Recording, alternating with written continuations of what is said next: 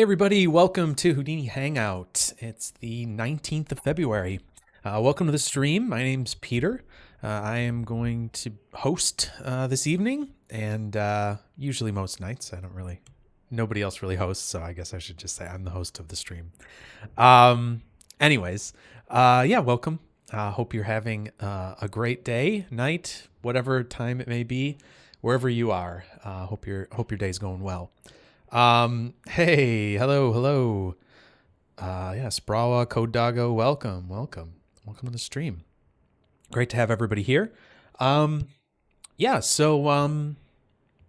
Just had some ideas tonight for this stream. After working on some workshops, working on a workshop for some students, and I was thinking, you know what? I think this would be kind of a cool little presentation to give, just a little touch on it, as far as things with Solaris and USD, and how we can maybe do better workflows there. So that's the idea for the stream this evening, is that I want to show something that I thought was interesting, oh, cool. That's awesome, Sprawa. Got inspired watching Vex stream, started learning Vex a few weeks ago. Now Houdini got much easier. Yes. Once you know Vex, Houdini does actually, there is kind of a nice little moment of rest on the top of a nice plateau there. You kind of get to a new little level there. So yeah, Vex can be really helpful, especially if you're doing a lot of geometry manipulation and things like that. It's helpful in a lot of different places, but Vex can be really helpful to, all sorts of different, processes and stuff like that. But yeah, that's awesome. I actually did not know anything about programming or, coding or anything like that until getting into Vex years ago.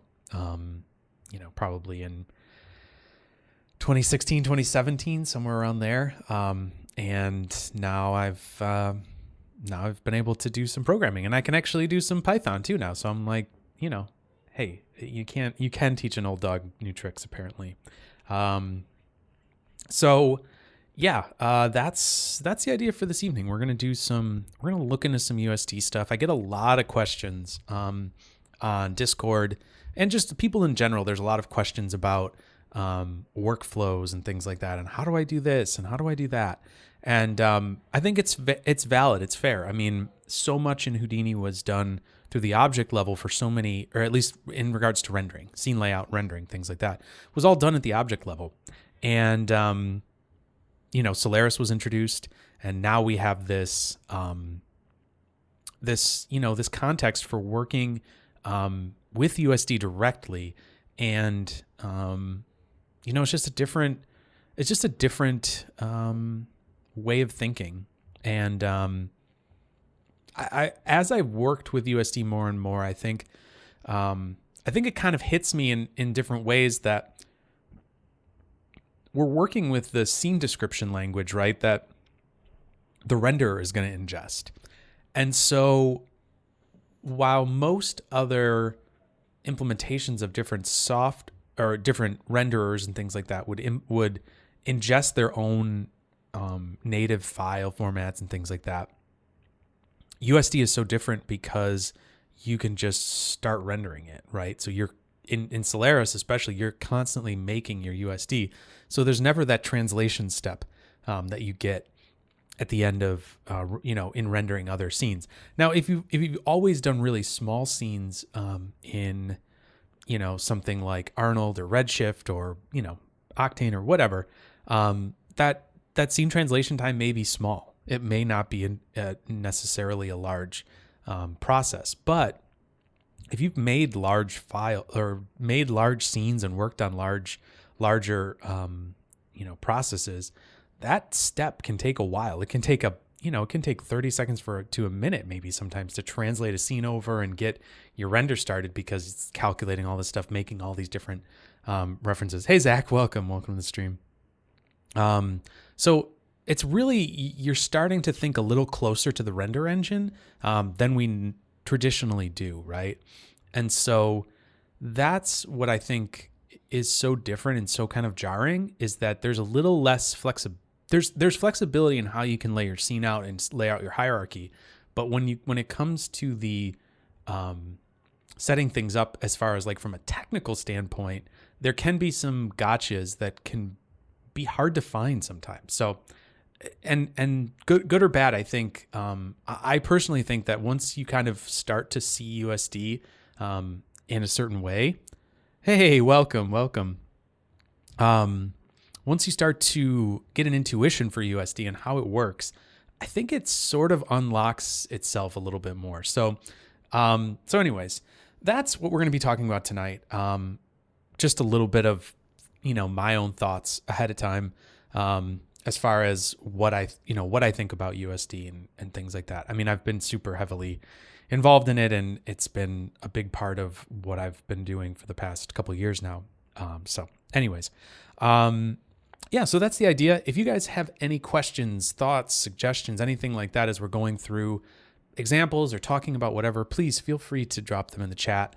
I never want this to just be me sitting here talking to you, basically. While I will do that the whole time, obviously no one else can talk here, other than in chat, which I highly recommend you doing. But it's, I've always wanted this to be a place where people can come and feel comfortable to ask questions and be curious about things, and be able to maybe get answers, or maybe just ask interesting questions, and then maybe I can go and try to find an answer at some point. I don't always have the answers, obviously, so it's always a good thing for everybody to get ideas out there and thoughts, and make corrections live instead of after the fact in seeing a comment in YouTube or something like that. So anyways, that's my little caveat at the beginning of every stream. So please feel free to put any questions, thoughts, comments, whatever in the chat. There's no judgment here. So I guess with all that being said, let's jump over to Houdini and do some Solaris stuff. Yeah, big dramatic fade there because I didn't change it. Sprout was asking something real quick, so why don't we check this out first? Curious about one thing. I feel like 21 updates should be just around the corner to be announced. Any predictions on what they might actually announce?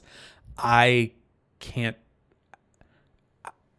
Since I work for Side Effects, I know what they're going to release, so I can't say. I know what the plans are, and I won't be able to talk about them until they're announced. So, yes, there should be. Hey, Axis, welcome.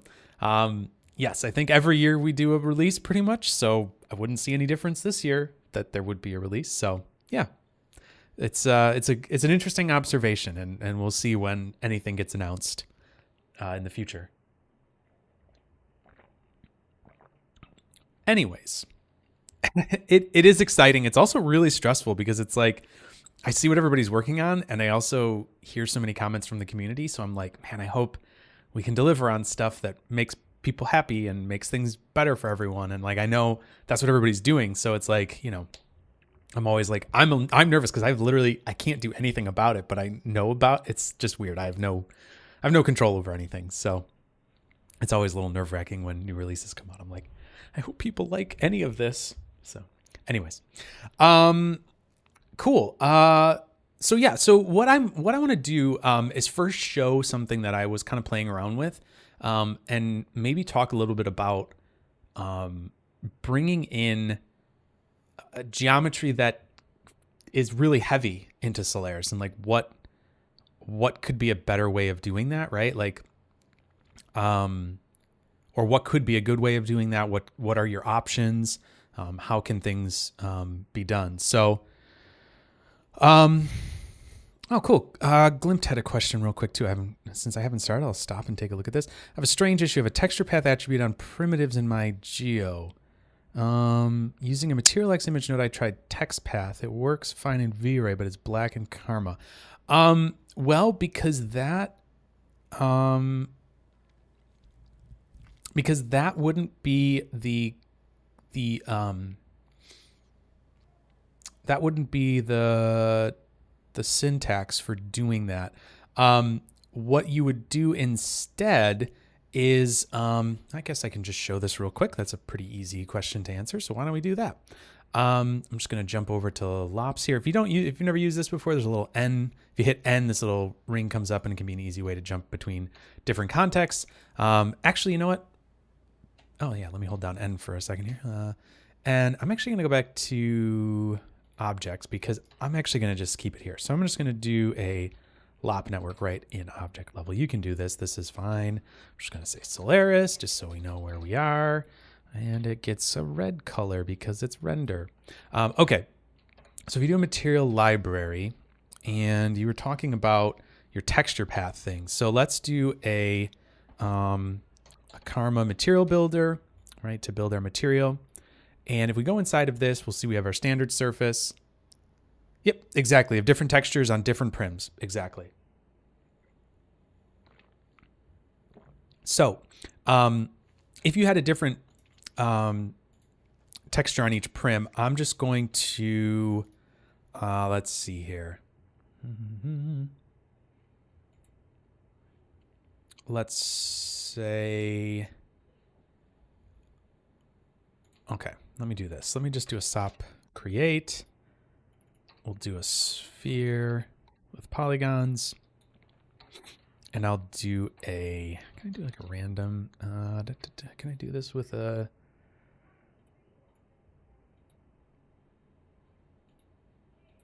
yeah, I can do this. Cool. We'll just do this and we'll just say,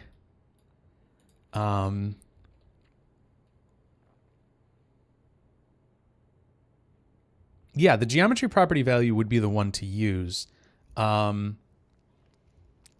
But it would be, so let's just say we did, let's see here. I'll just do like a, just say texture A, texture B. Now this isn't going to actually work. I'm just going to kind of make a little example here. So if we do this and we turn on, no, this isn't CD. We want this to be texture. We'll just call it texture path like that. And then if we look at this and see texture path, we can see that we have texture A and B. I'm going to put this onto the primitives like that. So we have texture A and B randomly scattered around here. We could also change this to be color if we wanted to and say random from attribute. And there we go. We've got A and B randomized. So there we go. We've got two different textures here, right? So now we have that. And the way that that comes in, right, is if we look at our geometry spreadsheet here, this will change over to our geometry. Yeah, cool. We'll take a look at some simulation stuff with USD, and we'll talk about that in a minute. So yeah, that's an interesting thing. We'll get to that shortly. So we have this mesh here, and now we have. Let me make this a little bigger here so we can all hopefully see this. So, okay, good. Making sure that was showing up. Mesh 0, if we make this bigger here, we should see that we have a primvars texture path, and these are texture B and texture A. Now just imagine that that's a string value, right? That would be what we'd be looking for. So what we can do then is when we bring this down here in our material library and go to our Karma material, we'd want to look at our geometry property value here. And this, we have to make sure it's going to be a string, right? So that we can look for a geometry property value. And here we're going to be looking at the texture path. So we type it in like this, texture path. And then if we had a, let's see, I think if we just did image, that would be right. Material X image, there we go. And then if we wired that into our file, why is that? Why is that yelling at us here?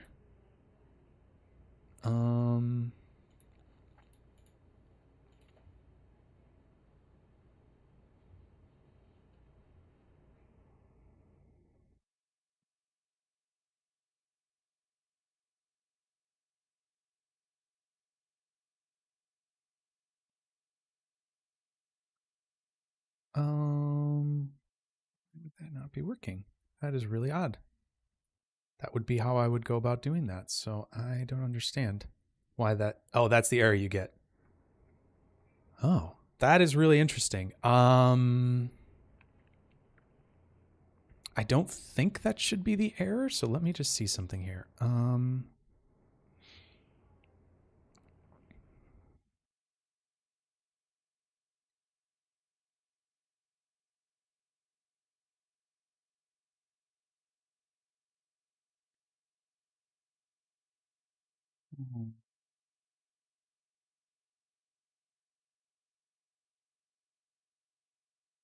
Uniform not varying. Huh.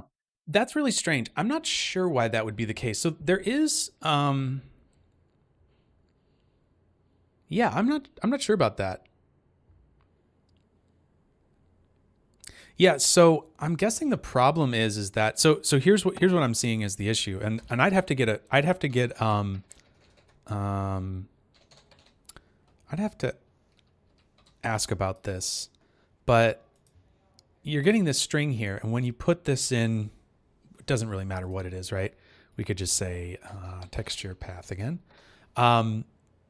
We wire this in. The problem is that we're actually getting two different types of data that we're looking for here. If you look down at the bottom of that network, we're looking for a U string, and this is getting us just a string.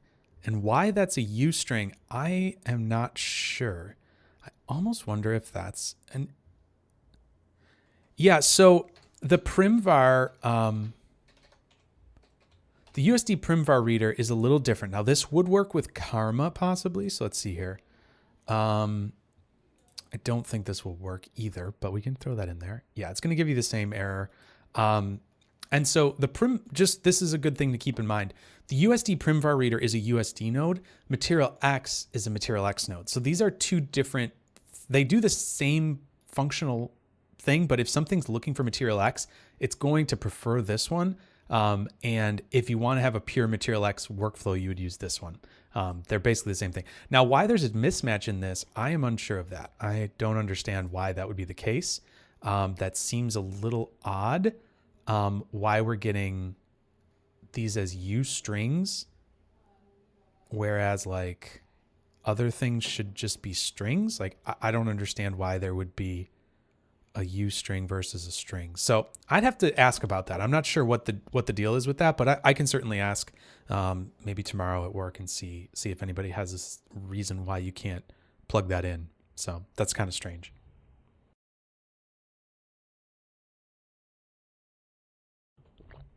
All right. So anyways, hopefully that we can get that figured out. But anyways, let's get back to, I'm just going to,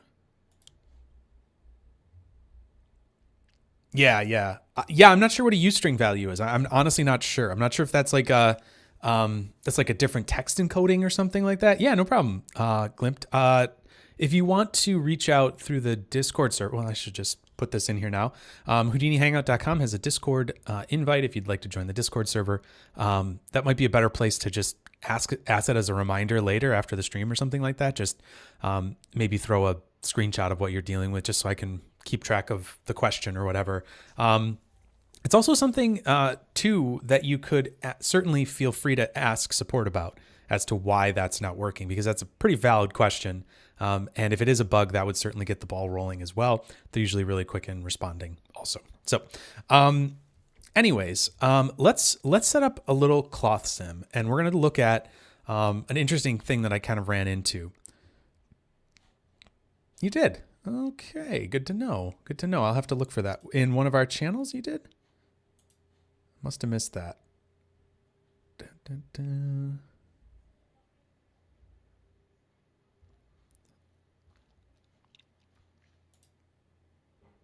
No, on the Houdini Hangout Discord. There is a side effects Discord as well, but anyways, yeah. Yeah, I don't know everybody's names and stuff everywhere, so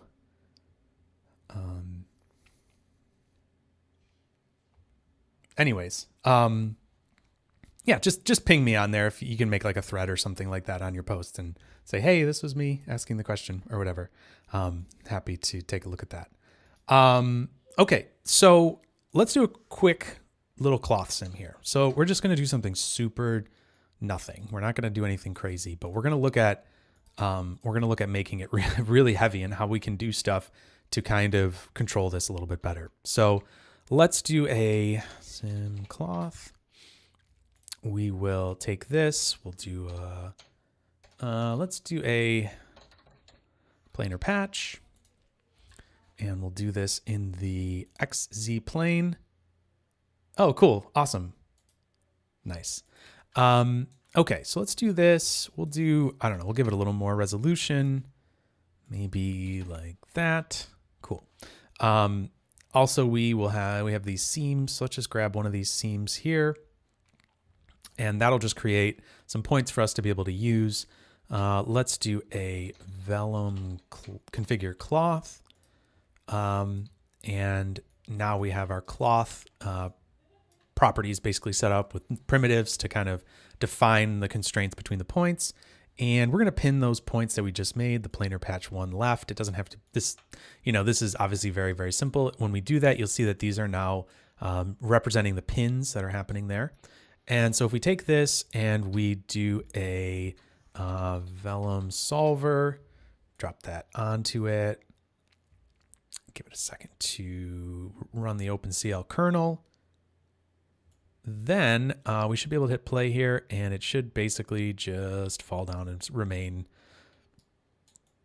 stuck to the one side here. We could put something in the way maybe to make this a little more interesting. Let's do, I don't know, the pig head's fine. Just something whatever to make this interesting. Let's do a transform here, and we'll just wire that up, and let's rotate that 90 degrees. We'll do 0.25 maybe, and we'll just move this back a little bit and maybe down like this. I don't know. Sure. That's fine. Have the pig get hit in the face with some cloth. Cool. There's the pig getting hit with cloth. Great. I am going to turn down the bend stiffness on this a little bit, and I am also going to give it an extra substep and maybe some extra constraint iterations here. And that should kind of clean this up a little bit more. Should reduce the stretching a little bit there over the nose. Great. Get a little bit more bends and things like that here. But we have cloth. So exciting. It's a very exciting simulation. Nobody's ever seen anything quite like this before. It's very, very exciting. So anyways, there's our cloth simulation. I'm going to throw down a vellum IO here, and I'm just going to change this to sim. I'm going to change this to OS, and we will just call this cloth. Saving the frame range. We'll save this to disk and background, and that'll just go off and do its thing while we're kind of talking about other stuff here. So we'll let that sim run, and that will start writing these files out to disk, and we'll have a nice little cloth cache here. Okay, so what I was doing in the example that I was setting up for this workshop was I was doing some like actual curves to represent a knit cloth. And it's, again, nothing groundbreaking. It's nothing crazy, but it's just a little example to kind of show how you can work with cloth. And what I started running into was the heaviness of that file once it came over into Solaris was really annoying. Like, I was really annoyed with just the overall slowness of that file. I felt like I could make it faster, but I wasn't 100% sure how to do it at first. I was kind of thinking through it and trying to like rationalize, like make sense of what the best.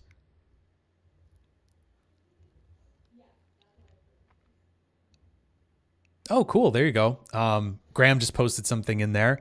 Material X and string path attributes. So I guess if you search that on the side effects forum, that would be a good one to help. I know that there was a thing with string path attributes in Material X that they weren't supported, but like importing them wasn't supported for some reason. But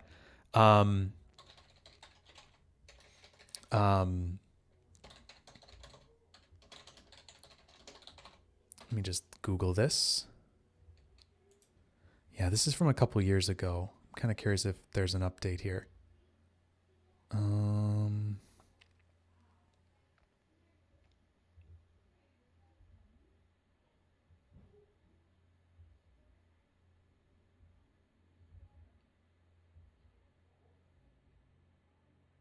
Yeah, these are from a few years ago. The last staff response I see is from July of 2022. So, and on that specific post. So, or no, sorry. Let's see. Is there later? There's another page here.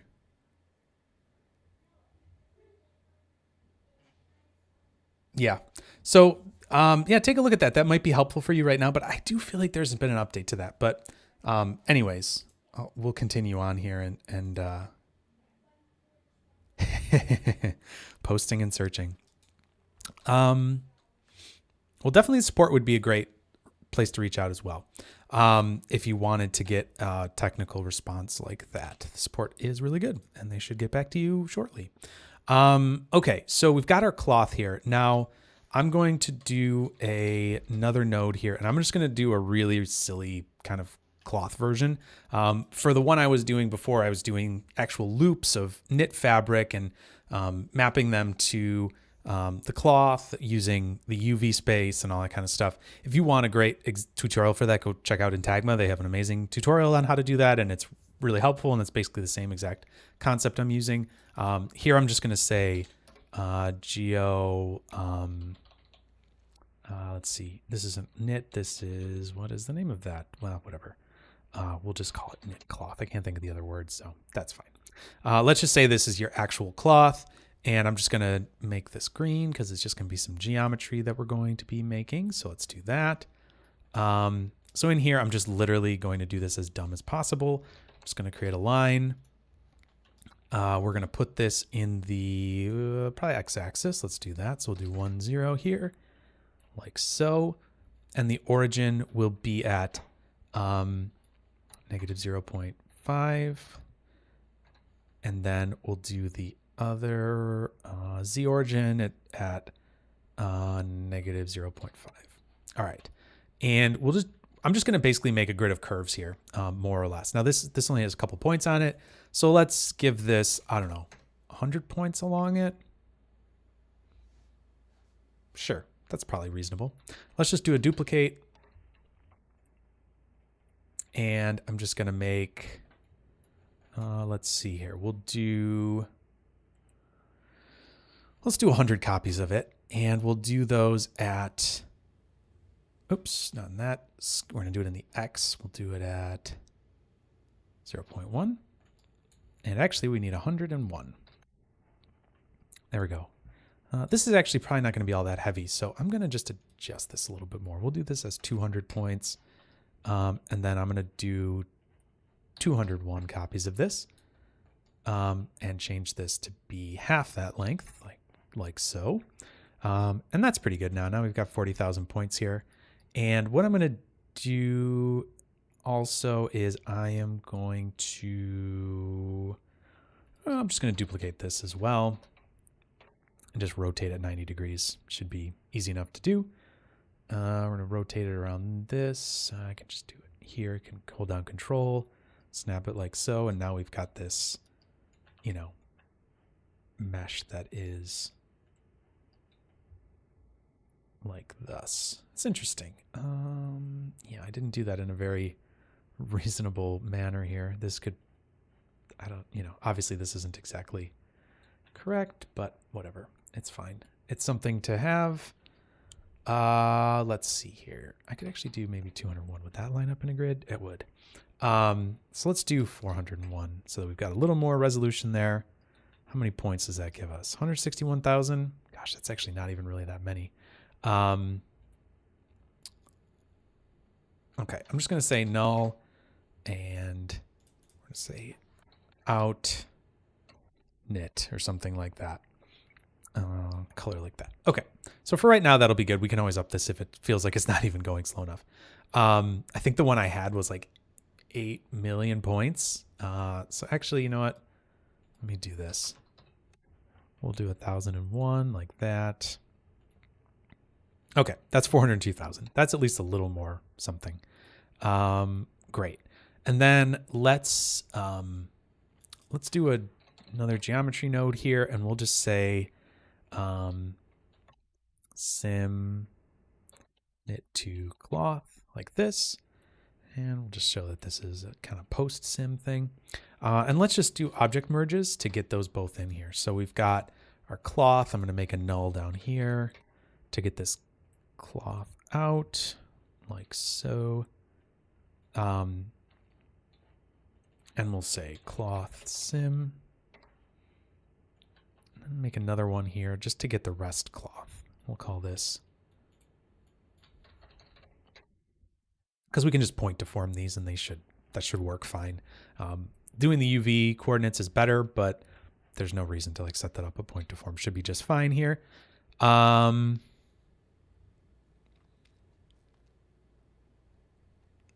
Cool. Okay, so let's come back over here. I'm just going to say get sim. And over here, we're going to say get cloth rest. And also do get cloth sim. Or no, sorry. That's get sim, get cloth rest, get knit. Okay, so let's just make these all red as my inputs. So the sim, let's grab that, and I'm just going to hide the other objects so you can see when we've got it here. Nope, wrong one, this one. Okay, so we're going to do our simmed cloth here, like so. We're going to grab our rest cloth here, and then we'll grab our knit over here. All right, and I think if we point deform this, it should be just fine. So let's do point deform, and we can just wire these in. This is our mesh to deform. Here's our rest point lattice, which is going to be this, and our simulation is going to be our deformed lattice. And if we look at this, we should see that we get this simulation here with the knit points. And you can imagine whatever kind of cloth you're doing here, you could get a simulation out of that. Now, I am going to go a little further with this because that is actually not even taking that much to calculate. So let's do this. Let's change this to 401, and we'll cut this in half again. So if we do this to 0.25, it should still be like so. And then this should give us 802,000. Man, we don't even really still have that many. All right, let's go again and say 0.125. We really have to push this to get this somewhere interesting. Let's see what we've got here. Lots and lots of points. I think we still have this in a square, right? Let me just double check. Yep, 1 by 1, 1 by 1, perfect. All right, how many points do we got here? Okay, that's too many. Well, actually it might not be. How many is that? 3 million? Yeah, that's probably okay. Let's see how this will look here. I'll turn this down. Got lots and lots of stuff, and let's see what happens here. Yep. Definitely chugging along. So that is pretty reasonable. Let's maybe make it a little less. Let's say we could do like 1501. Something like that. Sure. And now if we look at this should be a little quicker, not quite as slow. There we go. Cool. So we're getting like 3 frames a second here. It's given a decent amount of stuff that needs to be calculated. And we can just give this a null. We can say out deformed knit.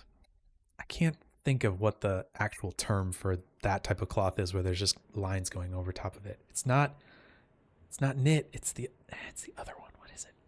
It's like bothering the heck out of me. Anyways. Okay. So here is we have our cloth and our sim knit to cloth. So let's go over to Solaris here and take a look at this and see what's going on. So I'm going to get rid of that, and let's just do a SOP import, right? I'll turn the grid on so we can see what's going on here. And let's just say This is going to be our,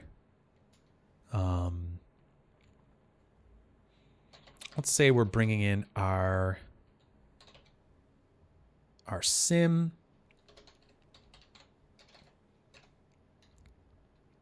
Our sim proxy here. We'll grab this and we'll say that's going to be our cloth sim. I'll bring that in, and I'm just going to merge this into the existing active layer. And so if we play this back, we're going to get good performance. It's a low resolution cloth. There's nothing too crazy going on here. Everything's relatively okay. Yep. Okay. Thank you. What is going on there? Okay. Great. So we have our sim proxy here. We've got a mesh. Now we could do some stuff where we would change the hierarchy of this, whatnot, but that's fine for right now. So, so we can bring in this sim proxy here. And then we could also, we could set this up to be, let's see here. We will do, we can set this up to, be our proxy mesh, right? This could be like our proxy, and that's done through our purpose, right? So right now it just has the default purpose, which means that it'll be visible and render and all that kind of stuff.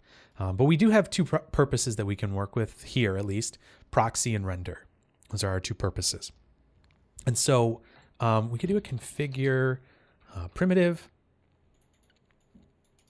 and we could just select that primitive here, this mesh 0, and we could tell it what its purpose is going to be. And this is going to be a proxy purpose. Now you can see that this is updated. What we can also do here is we could say, we can do a SOP import, and we could bring in our deformed knit, right? We could just say like this, deformed knit. And we could also give this like, we could just say like geo like that. Could add a geo in front of this. You know, it's always nice to have some hierarchy here just to kind of control where this is going.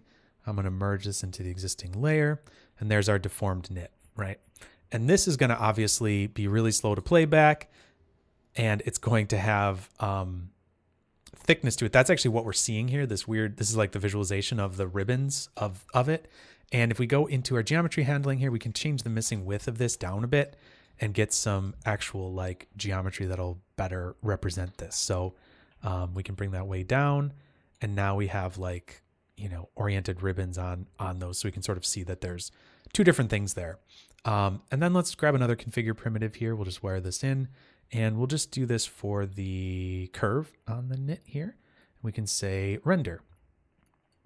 And so this is kind of cool because now if we come over here and do a preview, sorry, actually where we should have done this would be, oh,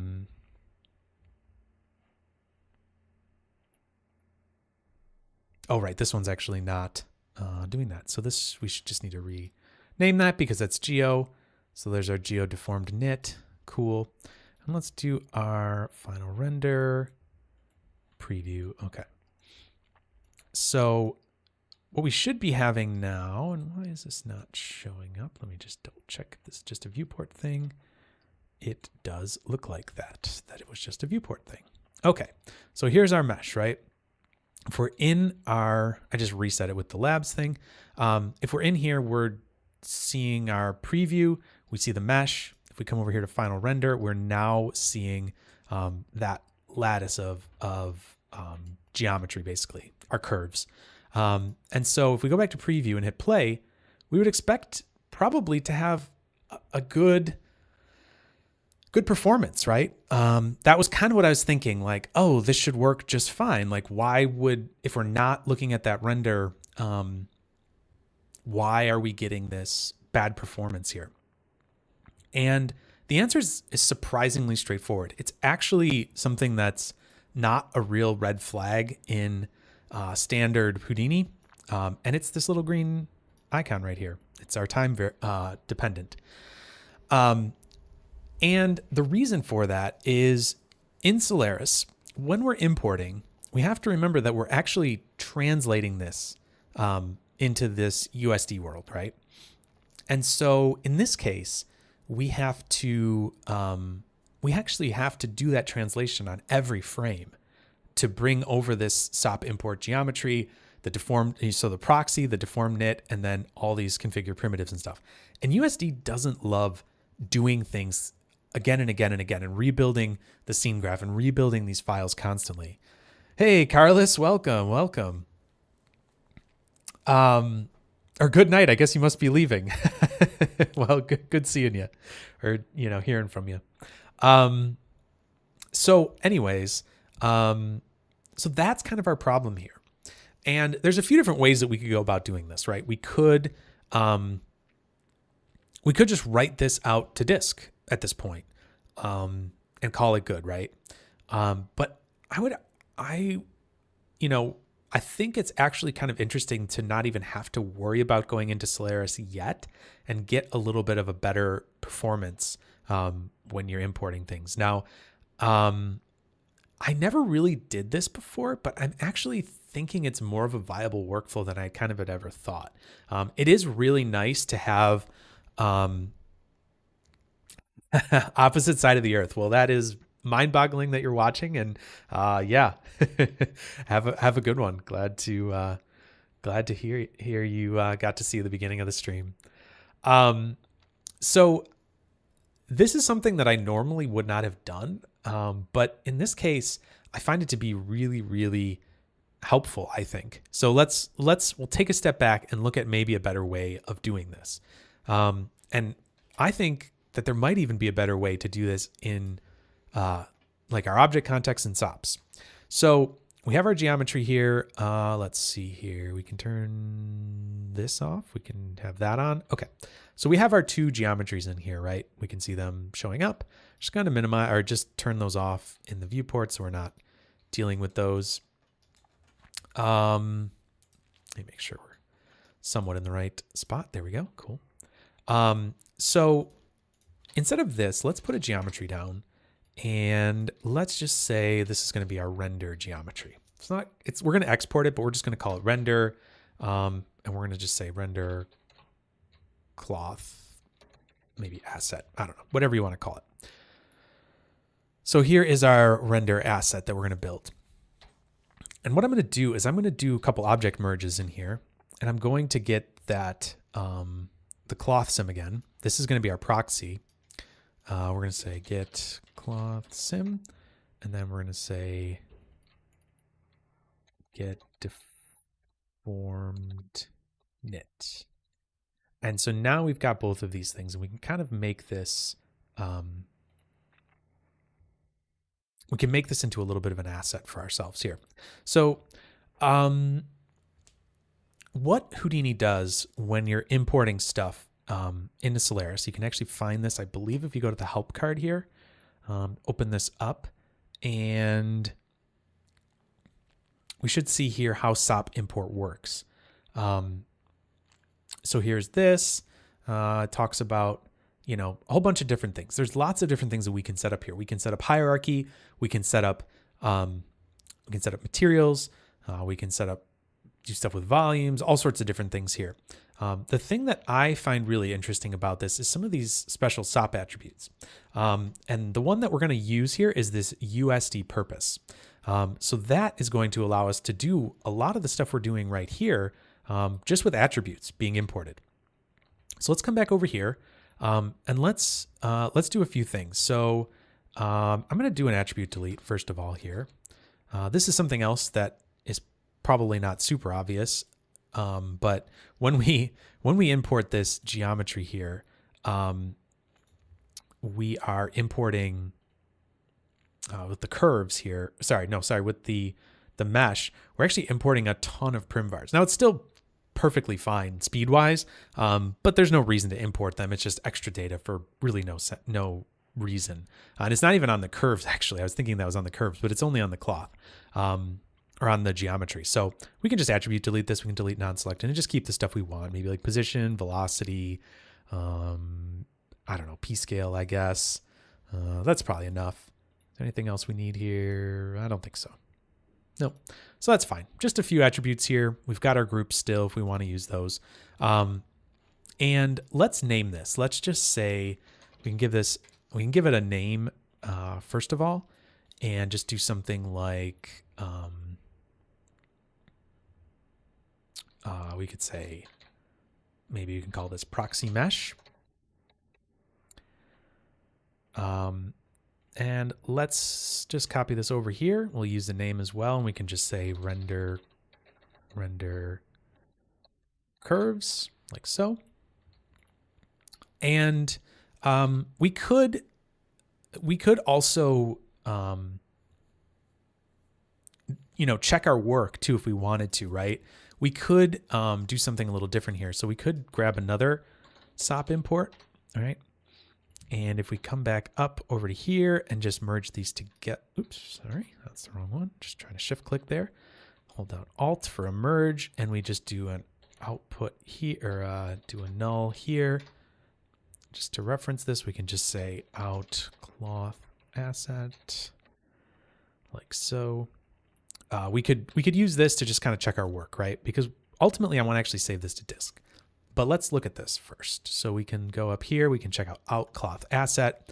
If we grab this and say new active layer, let's take a look at what's going on here. So now we can see that we've actually named our proxy mesh. We could just say, call this cloth asset.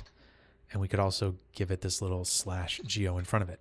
Now what I'm doing is I'm just controlling where this geometry or where this hierarchy is going to be created. You can see that those names actually name the primitive that's created, right? So that's kind of cool. We've got our proxy mesh and our render curves saved in here. Now we are still writing those both out kind of on top of each other. And I'm sure I have a feeling if we reset this, we might see them both shown there. No, they're not both showing. That's kind of odd. I don't know why we're not seeing the curves, but they're definitely there. Things are going slow. But we are naming it the way we want it to. So that's good. So we can kind of check our work this way if we wanted to. Just do a quick import, see what our hierarchy looks like before we write this out to disk, which we'll do in a second. Another thing that we can do is we can actually set up our hierarchy too. So we can actually use just another name node because I feel like this is pretty easy to use. Just a quick way to make a string basically. And we could call this path instead. And what we could do is we could say, then where this is going to go is, let's see, it'll just be, what would it be? What did I call it? Sorry, I just forgot what I called it. Cloth asset. Okay. So we'll call this /cloth asset /geo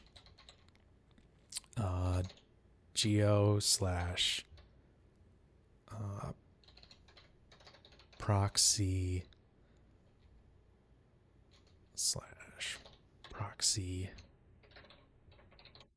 Actually, we might even be able to just call it that. Let me just see actually what happens here. I can't remember if this will work. If we need them both or just path could work. Let me just see. Yep. Okay. So that is actually working. And that's cool. Now I needed to add the geo to it. So we could have actually just used the path. We don't actually need the name. So that's good. It's good to remember. I wasn't thinking about that. So let's do this and we'll just add the geo into here as well. And we can actually just do the same thing over here then. And we can get rid of this because we don't actually, just that name won't really matter too much for us. And we can just call this one render. And this one could be render curves like that. And if we come back over, actually, you know what? I'm just going to set control 1. I'm going to set a quick mark there and then come over to Solaris and do control 2. Set a quick mark there. And now we should have this kind of a hierarchy. And this is a bit more like how the component builder builds stuff, but really just hierarchy, right? There's no reason that this has to be one way or the other. And there's a couple things that might be a bit different. I can't remember if the component builder puts this proxy and render as as scopes instead of X forms. You can see these are little X forms, which basically just means they're transformable primitives within the hierarchy. I kind of feel like they are scopes and they aren't transformable, but you could just do that with the configure primitive. Not a huge. Is there an easy way to stop Karma XPU using my CPU?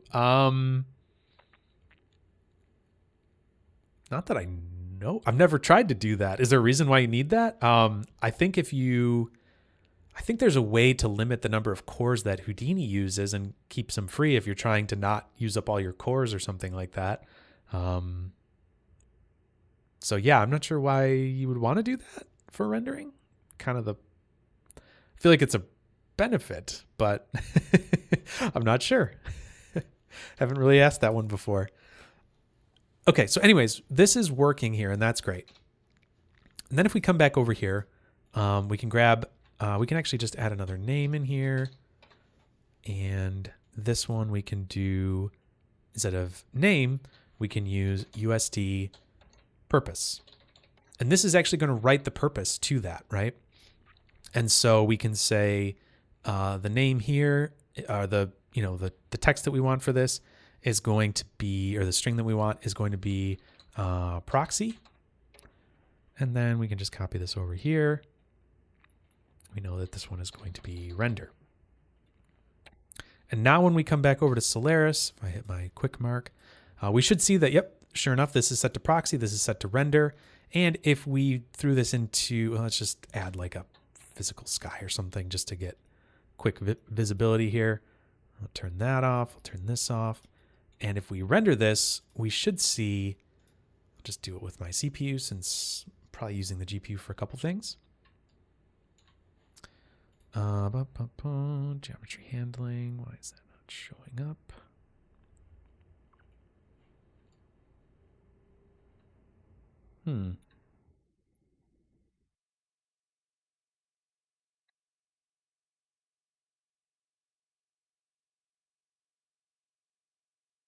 That is really odd. Why is that not showing anything up?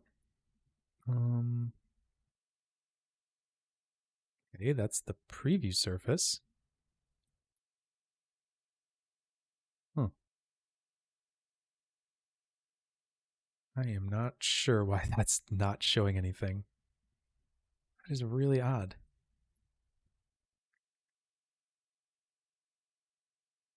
Let me just make sure I'm not doing something stupid here.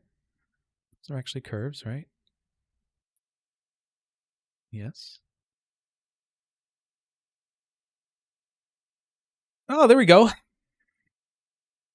Mirko has that. It's a environment variable. So there you go. You can disable the device like that. If you're looking for environment variables, you can use, there's a whole list of them in the documentation.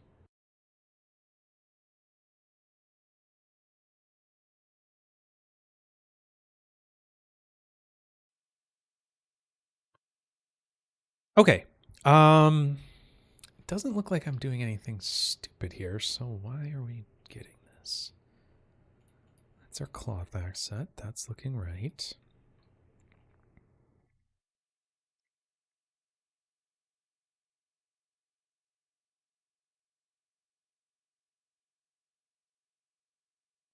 Let me just add a material to this just out of pure curiosity. I'll just do a quick surface material. It should be fine for right now.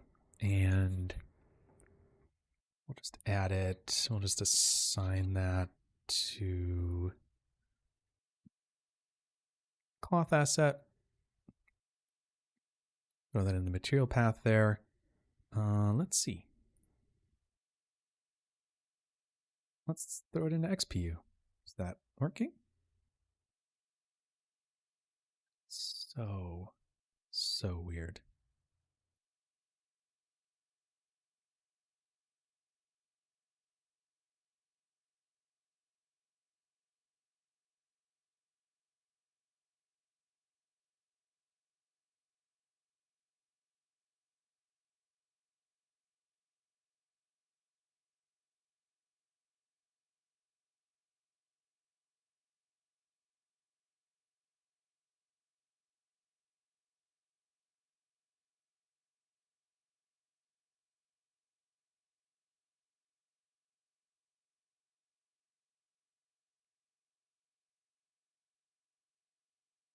Hmm. That is really weird.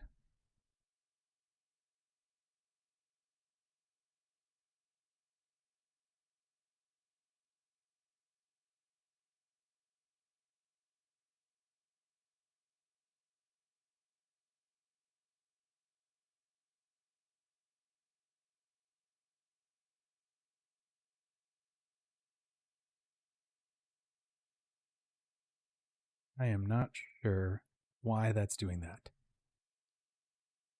Huh. I literally did this earlier today, so I'm not sure what's going on here. Okay, let me try something else just to see if this is causing us a problem. Might be, might not be. I'll just turn those off for a second, just so we're just putting those sort of at the root of this hierarchy. So we just have a cloth asset, curve 0. I'm going to turn off that set missing widths. And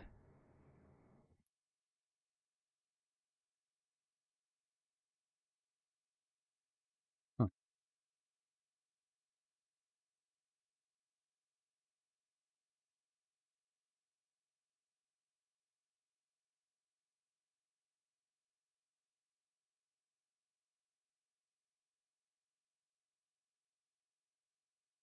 It's like it knows it's there, but it's not giving it to me properly. Let me try something again. Let me just come up here and just see if changing these, just scale this up really small bit so they're not perfectly in line with each other. Don't think that's the problem, but give it a shot. Excuse me. All right, so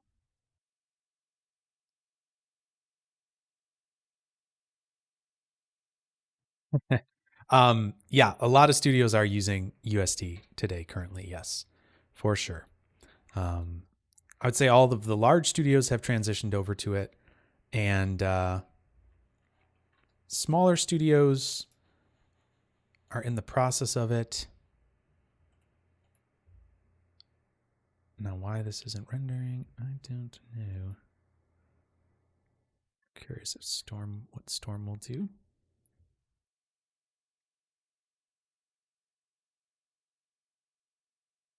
Cool. It looks like Storm is seeing this. That's fascinating. Actually seeing it. What is going on?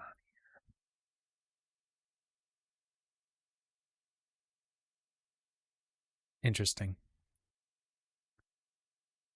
I am not sure why this is not rendering. Like I see little glimpses of it, but I do not know what is going on here, why this isn't showing up.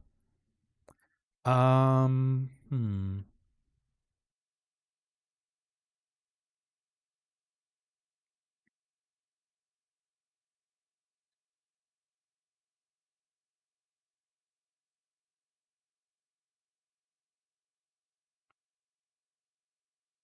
Do I think that it is a worthwhile thing for small projects?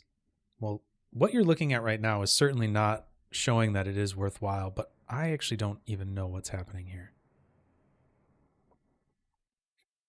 Hold on one second. I actually wonder if this is some sort of weird bug that's happened in a daily build or something. Let me just close this for a second.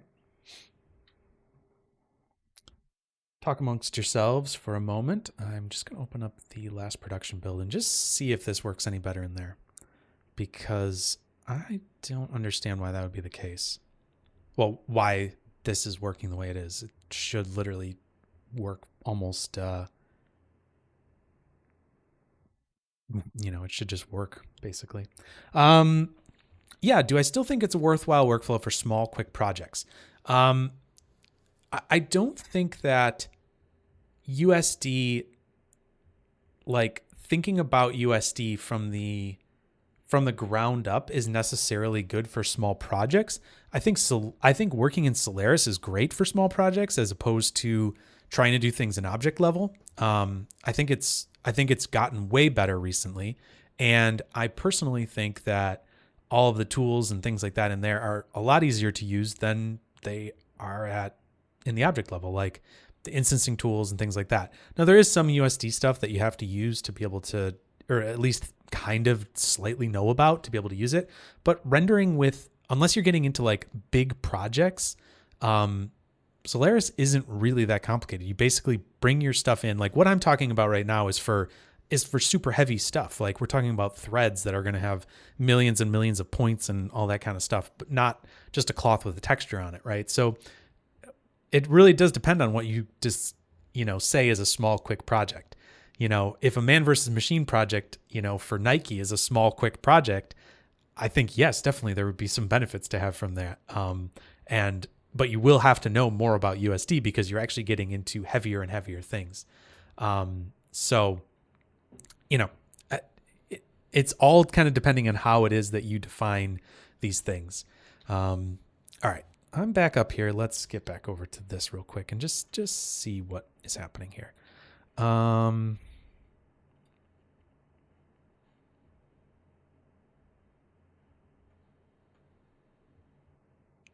obviously doing something incredibly stupid that I'm missing. I literally do not know what I'm doing. That's so dumb. But I'm sure it's something stupid that I'm doing.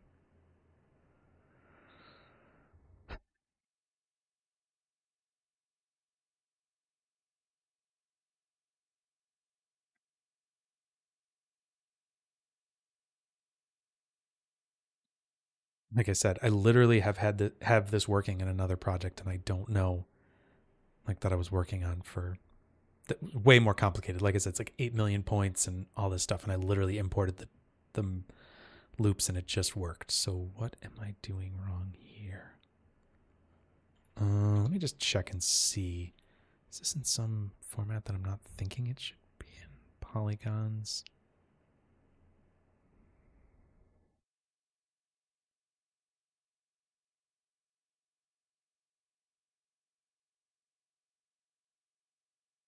Let's see.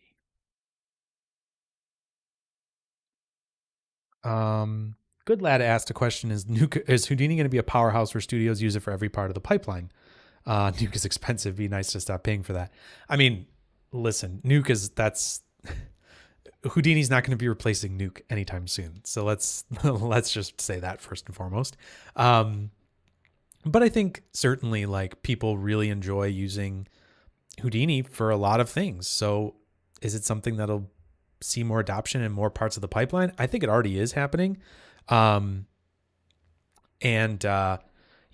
that is part of the, that's a little bit of the, I think already starting to happen in larger studios. So, and Solaris is a big part of the pipeline, in a lot of studios that are using USD. So, why is this happening? All right.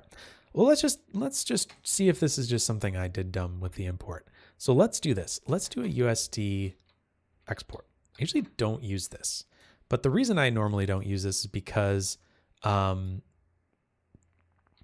going to put in the same path prefix, go/os. I'm going to call this cloth asset. And we've got our missing width. So I'm just going to set that like so.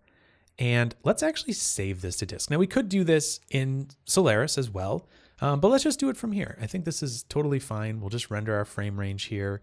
And I'm just going to change this a little bit. I'm going to set this to USD.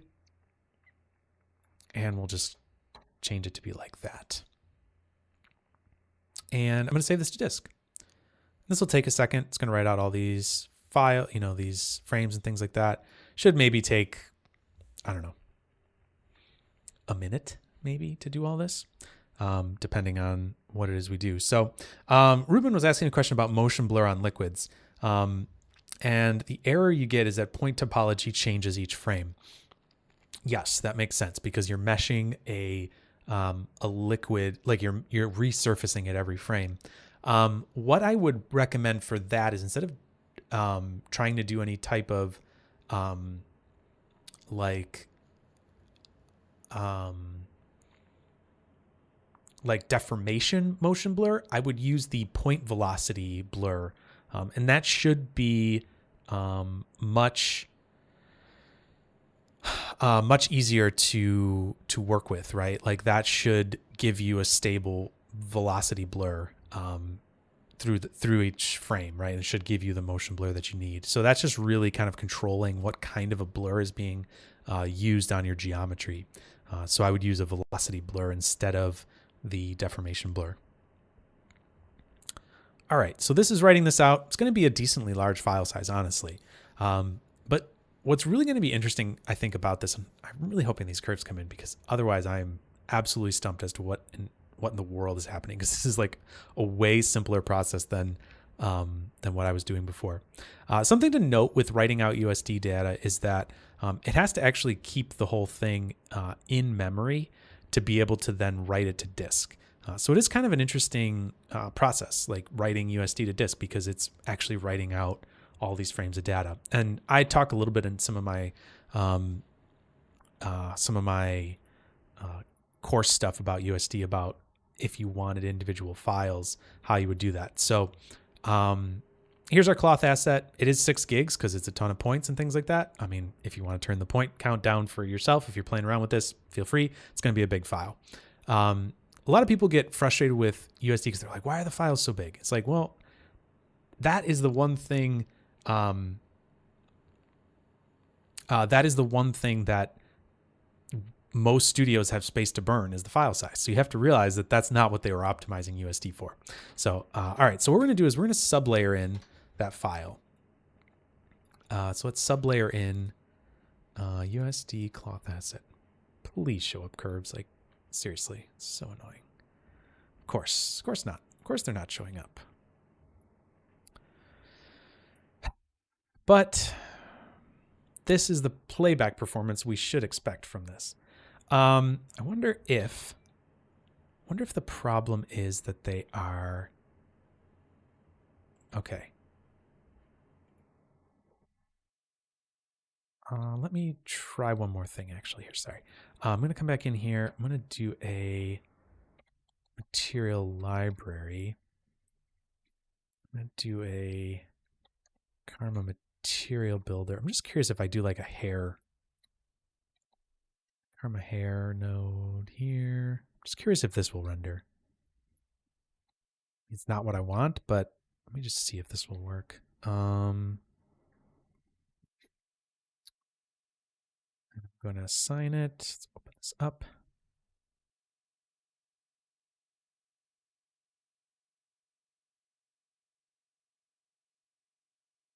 I'm just going to do this physical sky.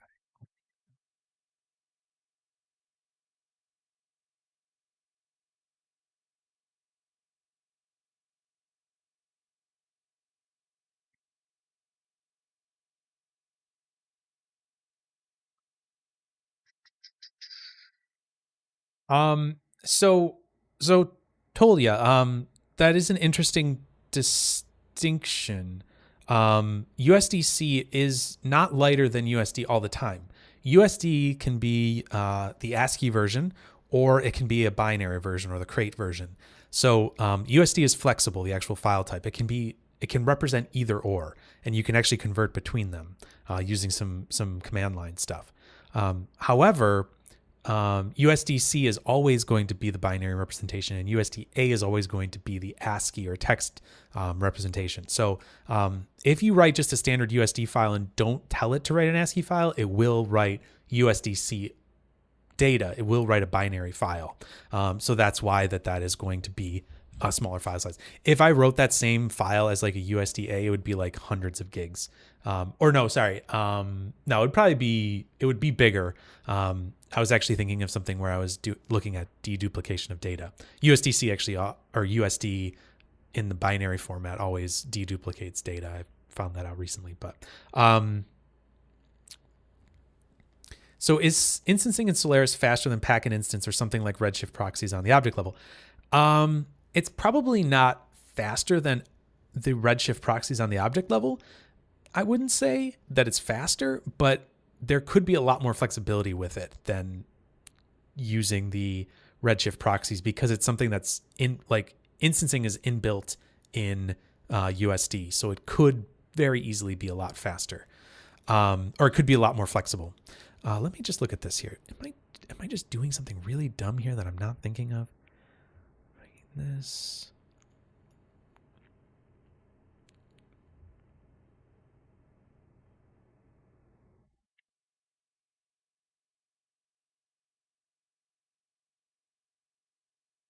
I mean, I could add a float attribute to this. Attribute adjust float. Could add p scale 0.1. I don't know, something like that, just on some level. This is our cloth asset here. This should have the cloth, the deformed. This should be there. It has the p scale now. Great. Let me just check this import and see if we're getting something.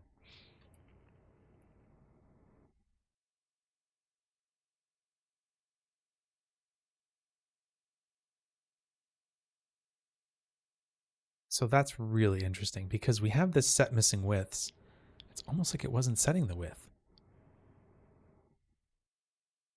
Does it have widths? There we go. What in the world? It's not setting the widths. That is what the problem is. Okay. I literally have no idea why it's doing that. I have a width set here. It should be setting that, but it's not.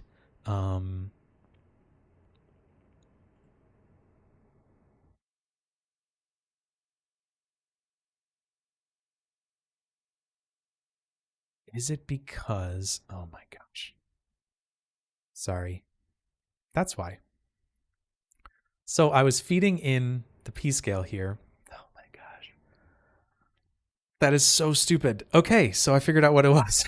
I was feeding in the P scale from this side, and on this side, oh, hey, Shafiq. I appreciate the thoughts. Thank you. Nice to talk to you. Shafiq was one of our interns at SideVex, and he just recently finished his term, and we miss him and the other interns dearly. But so I think the problem here is that I was setting the P scale here, and I didn't have a P scale over here as well. And so I think that was setting these. And so that was causing the issue. And let's come back over here and just double check. Yes. So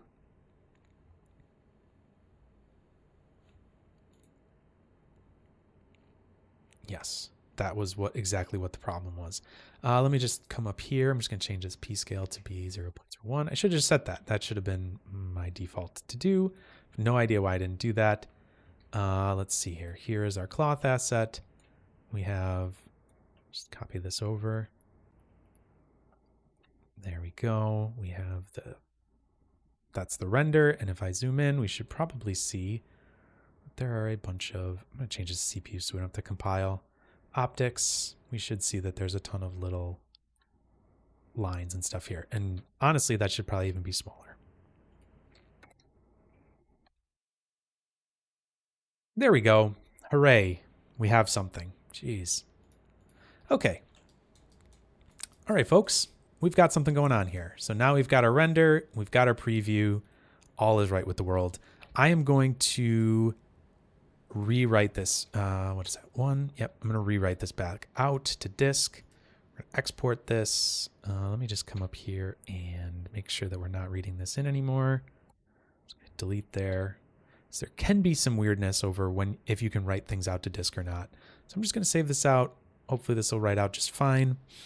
So I think what was happening there, yeah, setting the attributes to 0 in the merge. So that was basically our problem, was just that merge was causing this attribute to be initialized from the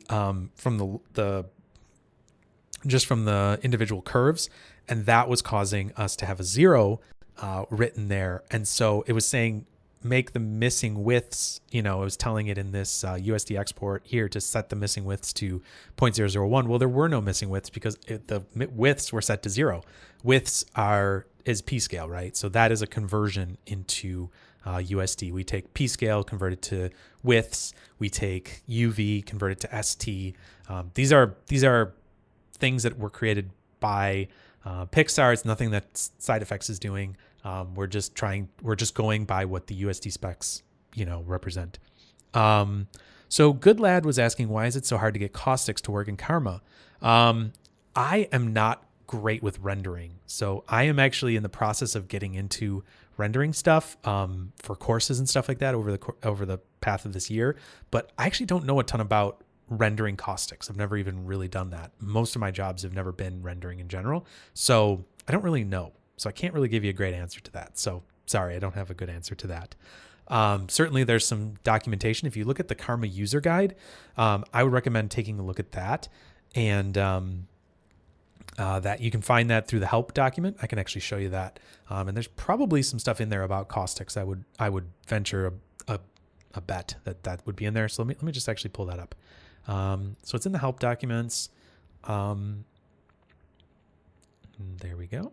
And let's just search for, actually, you know what? Let's just go right to where it would be. So Houdini 20.5, we'll go back to the top. If we come down here to Solaris and Karma, and we come down to the Karma user guide, this is all stuff that talks about different stuff with Karma, and probably materials or lights might have something about. Yeah, it looks like there's some transmissive materials with caustics and things like that. So there you go. There might be some things to take a look at here. Things like, you know, just to read about. Yeah, there could be some interesting stuff in here. So that might be worth taking a look at for more on that. Okay, so now let's come back over here and take a look at this in Solaris. I'm going to sublayer that in. Also, if you do file in here, it'll actually ask you what you want to do. And so you can just say, I want a sublayer, drop that down. And now we have, it's a sublayer node, but it's just kind of an interesting way. You can also find the different options for importing files that way as well.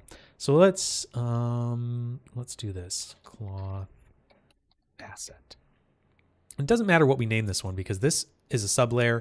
It's just pulling it off disk as is and isn't going to be doing much of anything interesting with this.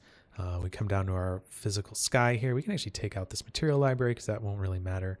And if we look at our Houdini Vulkan and take a look at this, we should see that we have our cloth now. And if we hit play, we should get nice playback speed here. And if we look at this option here that we had before, this one is chugging, right? It's going super, super slow. This is the same exact thing that we're importing. Now, the reason for that, again, like I said, is that we have this time dependency. Over here, we do not. And this is due to the fact that when you write everything out to disk and bring that in, it brings in all that information all at once. And it is basically just looking at that all.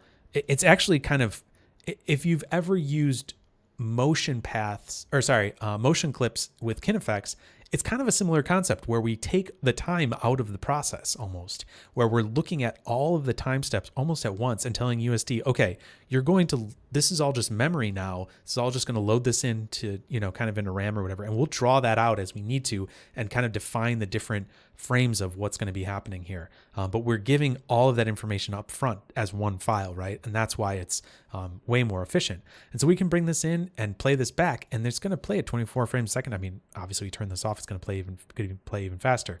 So it's going to play full speed. We can also then change it over to the final render. And we'll just go over here and we can take a look at that. We can see now we're actually getting the curves. Now this is going to play back really slow, right? Because all of this information needs to get written out to disk, right? However, the really cool thing is that if we're using this in the perspective viewport and we keep it in preview mode like this, right?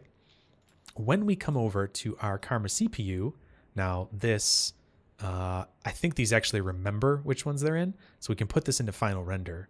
And then if we come back over here, this one's in preview, it's in proxy. If we come back over here, this one is in its render setting, which it's normally in by default. So if we render, it is going to render sorry, it's so Carlos is asking if it's loaded into RAM or read from disk. I believe that the file is read from disk, but we're reading the file that has all of the animation in it, right?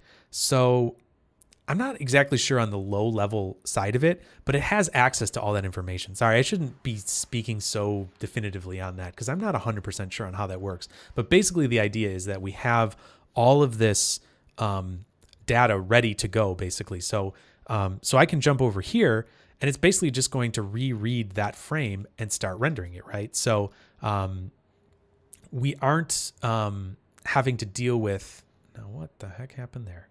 That might be a viewport thing, I'm guessing. Yep.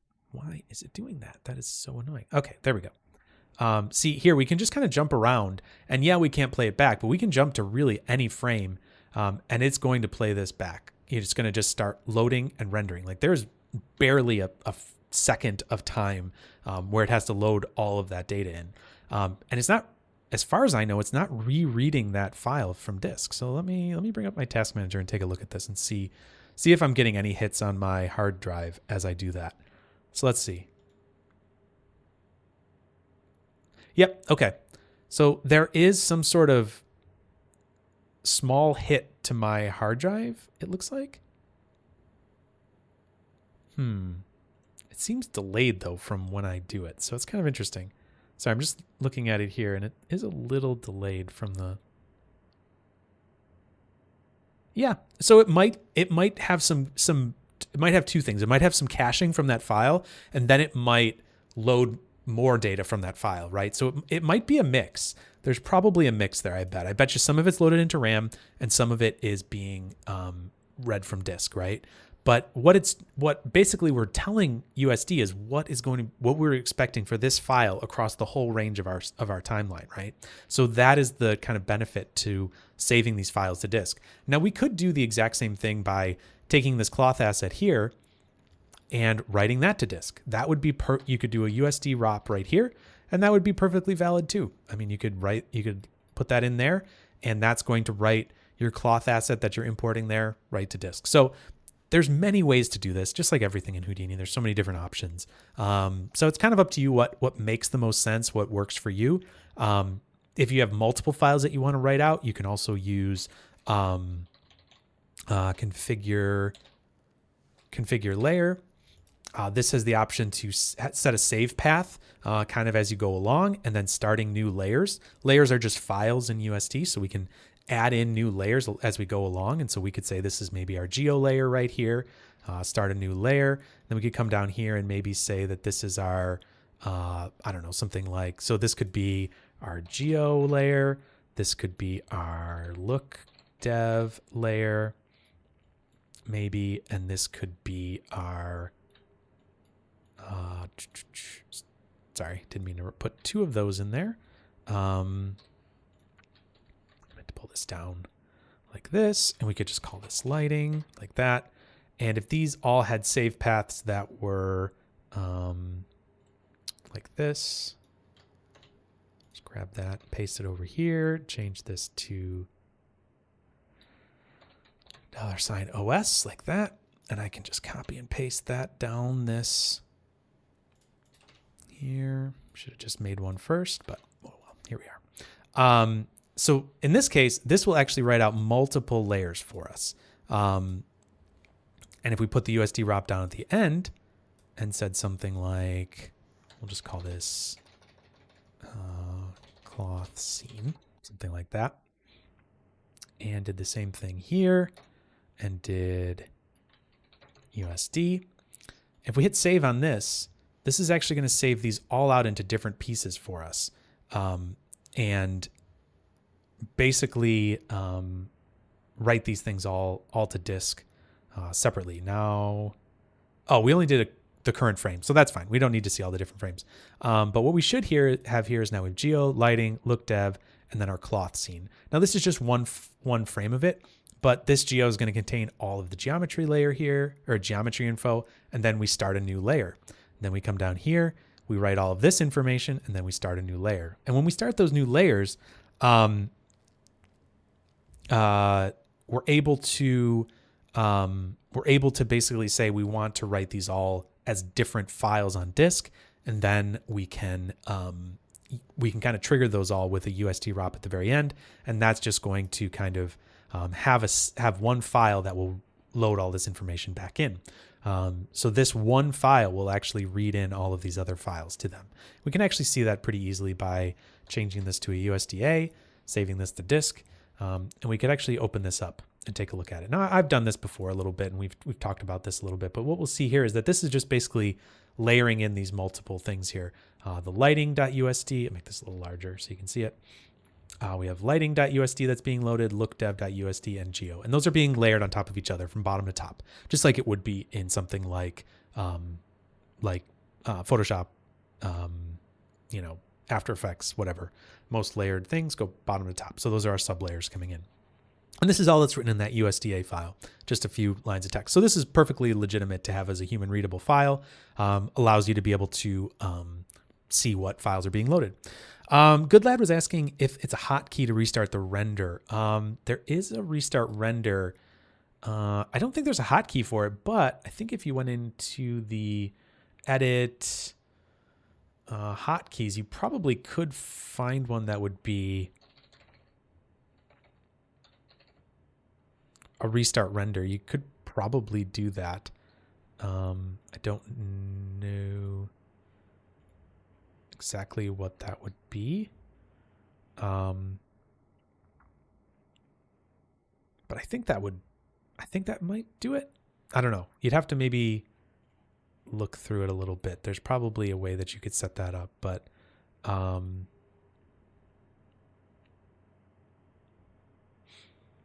scene graph tree. Yeah, there's probably in here somewhere. I don't know why we're not seeing the scene view in here, unless I'm just looking at the wrong place. Anyways, yes, I think there's probably a way to set up that hotkey. So, oh, there you go, Thomas. Apparently, Thomas knows the default hotkey. I don't know it off the top of my head. I don't do enough rendering to think about that. There is a pause render, Shift P. Anyways, yeah, so there we go. So that's kind of the idea that I wanted to talk a little bit about and just take a look at. Like, now that whole hierarchy thing that we had set up before should work just fine. There was nothing wrong with that. So unfortunately, that was a bit of a red herring for me. So I could actually write that out to disk again, and we'd have that whole same. Oh, you're very welcome. Yeah, that's actually a fairly recent addition. I think they upgraded that recently. Oh, there we go. Shift R will toggle between viewport and render. Cool. Oh, that's great. That's good to know. Yeah. Now, whether or not that'll restart the render, I'm not sure, Thomas, but that is a great hotkey for sure. 100%. 100%. I'm just going to write this out just so we can see that that hierarchy had nothing to do with why that was freaking out. So yeah, so that was more or less what I wanted to talk about and take a look at tonight. And happy to have more questions, more comments, things like that, that you guys might be interested in taking a look at or whatever. We could look a little bit at instancing and maybe see how that,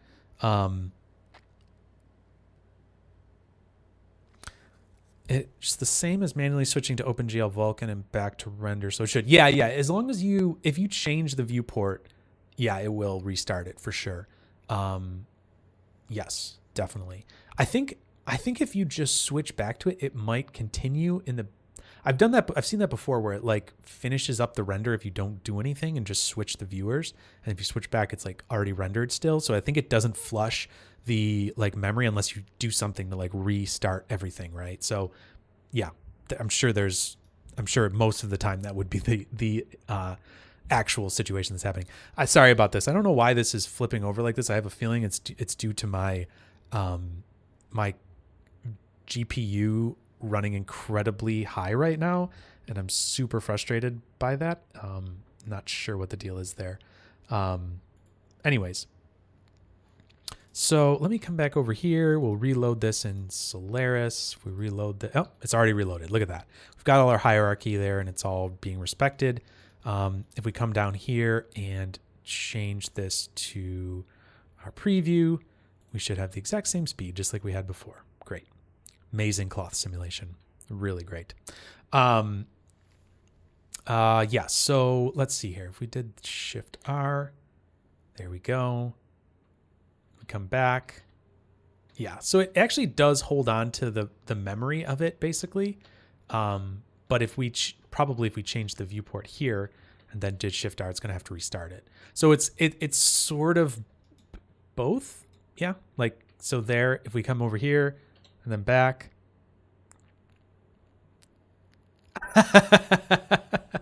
Oh man, good lad. Please don't blame me for their loss of their Redshift sub.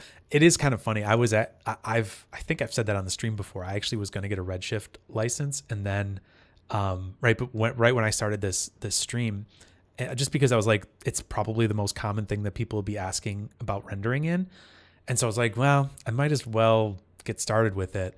And like get into it and stuff. And then I started using Karma XPU a little bit, and it was like super beta and it was fast and like there was a lot of good stuff about it already. And I was like, I don't think I'm going to pay for a Redshift sub. This looks pretty fine to me. So yeah, I mean, certainly there's going to be roadblocks, that you're going to hit in Solaris. I'm not going to say that like nobody's had any problems with it, but I think the effort is certainly worth it. And when you start to think a little bit further down the line, I've had some of these conversations with even small studio, well, not small studios, but people that work at really nice motion graphics studios, and had conversations with them and have helped them through a couple little things here and there. And really, once you get past a couple pain points that maybe you might not completely understand, things will start to click and make more sense. And then it should become more and more straightforward from there. I know we were talking a little bit about instancing, and so maybe we could take a look at that a little bit here. So let's see. I'm going to just leave these kind of here as they are. We'll move down here and kind of work on another. Actually, you know what? Let's come up here and we'll just do another LOP network, and we'll actually just start a new one. And this one I'll call instancing. We'll just kind of look at this on its own. Okay. So we don't have anything in here. That's weird that that's like that, but that's okay. Let's just get a test geometry. We'll do the pig head, sure. Let's do this. There we go. There's our pig head. We got all the geometry materials, all that stuff loaded in. This is a nice little asset going on. Great. Everything is wonderful. Let's put this to Vulkan, and let's take a look at the instancer. That's a pretty good, I think, understanding here.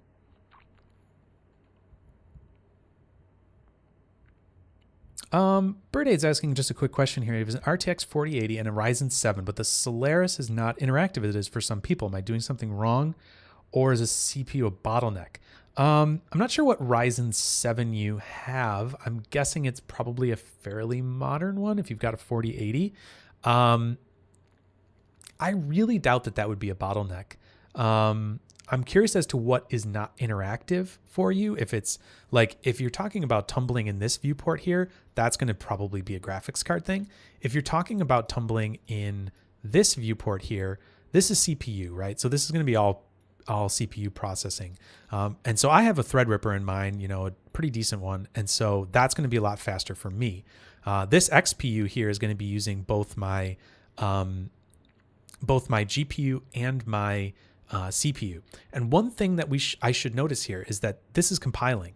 And you can see here is as we tumble, there is a little bit of a delay, right? There's kind of some weird like delay stuff going on here. Wait, and when this is done compiling though, you'll see, I'll give it a second to finish its compile. Please compile. You jerk, compile. There we go. So when that goes away, this is going to be super snappy. So what you might just be seeing is that this compile hasn't finished. And I would actually think that your viewport on yours should be faster than mine. I have a 3090, or at least similar to mine. I have a 3090, you have a 4080. They're probably relatively close in performance. So yeah, I don't think the CPU is a bottleneck, but I'd be curious to know what exact situation it is. So Ryzen 7 5700X. Okay. I mean, that is certainly not, I'm trying to think here. That is probably one of the lower ones, but I really would be surprised that that's going to be a huge bottleneck for you. I haven't used like one of those in a while. I have a fairly low level on my laptop. I do the same thing with a laptop, and it has like a 10,000 series Intel chip in it, just a mobile chip, and that CPU is not very fast at all. But it doesn't really have tumbling problems, especially once like XPU is compiled. It's pretty snappy. I've got a 39. No, what do I have in that? A 3080 in that? I can't remember. Might be a 3080 in that laptop, and it's pretty snappy. Like once it compiles and does all its stuff. So, maybe check that out. That could be what you're seeing if you're using XPU. If you're using CPU, it's definitely going to be slow. Like that's going to be way slower than what I'm doing here. So like my CPU, like I said, I have a 32 core CPU, so I'm able to kind of tumble around pretty reasonably with it, and it resolves pretty quickly. It's going to be different for you. So it could be, it's hard for me to say 100%.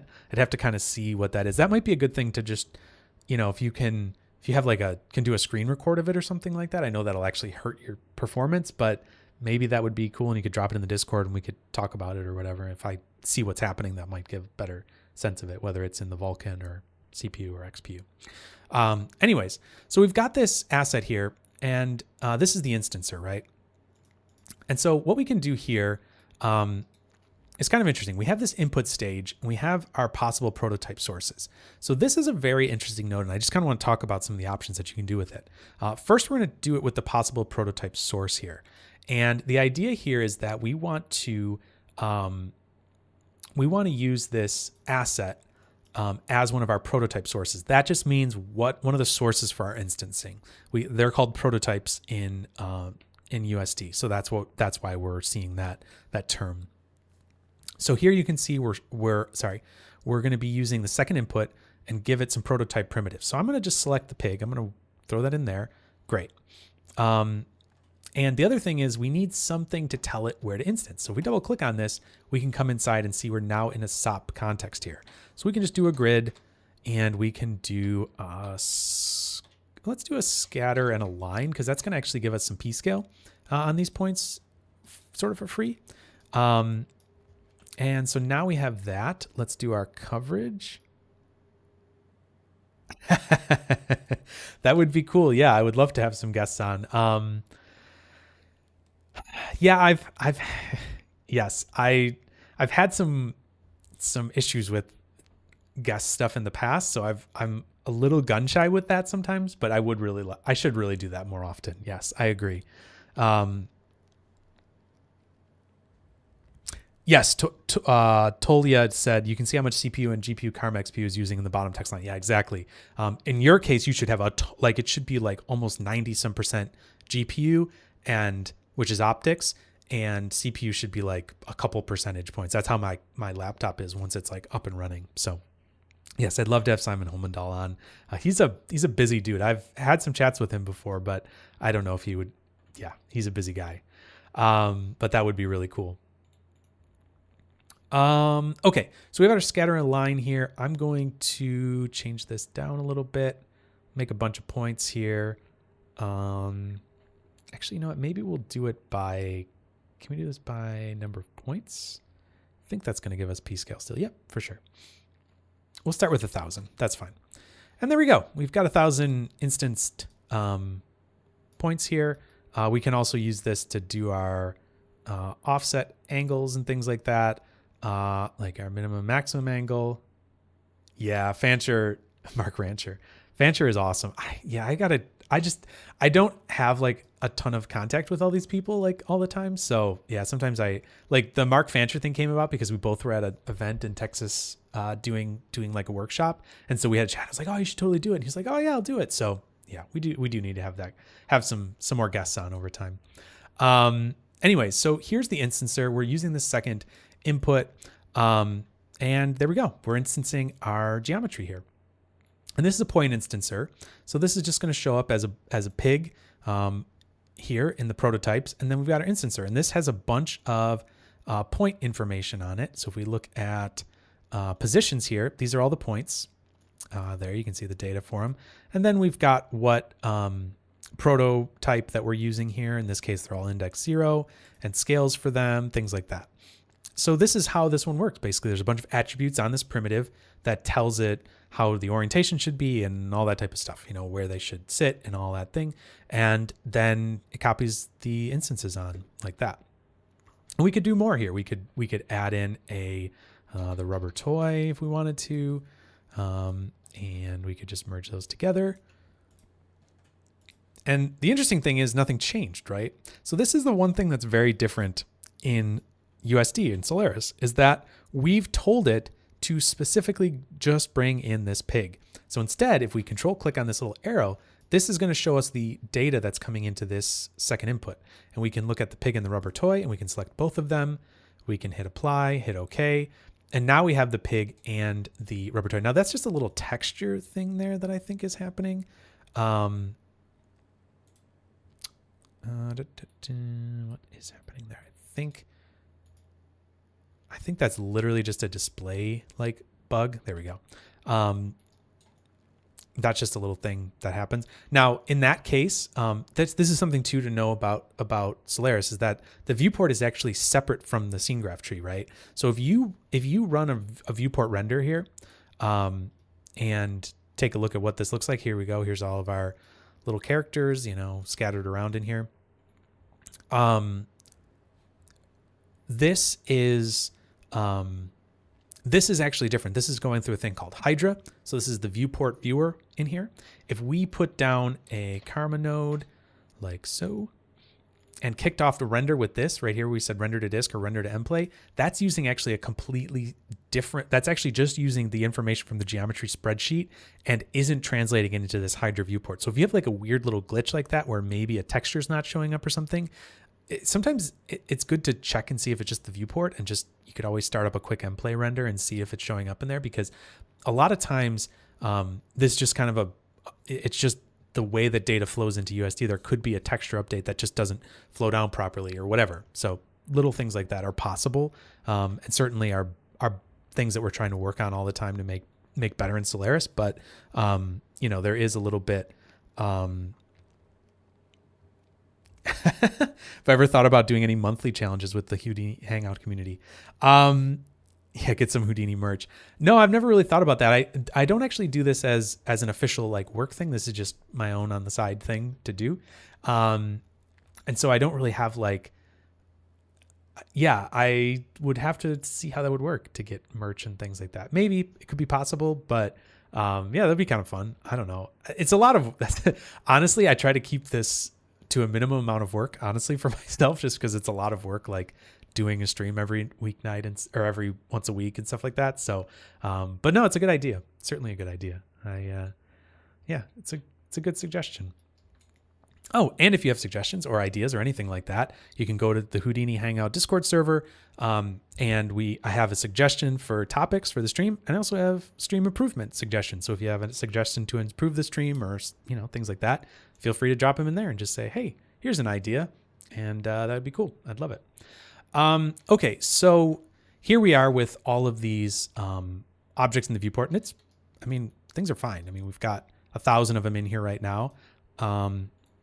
Nothing's really freaking out yet. I mean, it's certainly slowed down a little bit, but yeah, so everything's working there. And let me do a couple other things here. Let me just set up a camera in here so this isn't yelling at me. Typing camera, obviously in the viewport, it's going to put a camera in the position that you're at currently. Now this won't be mad because it was just trying to calculate the resolution there.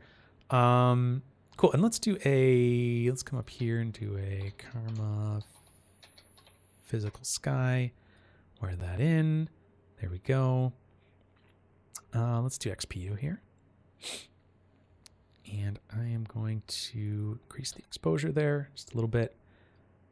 And yeah, so that's working. We've got our sky and things are rendering. This actually has subsurface scattering on it, I think, in the shader, which is kind of cool.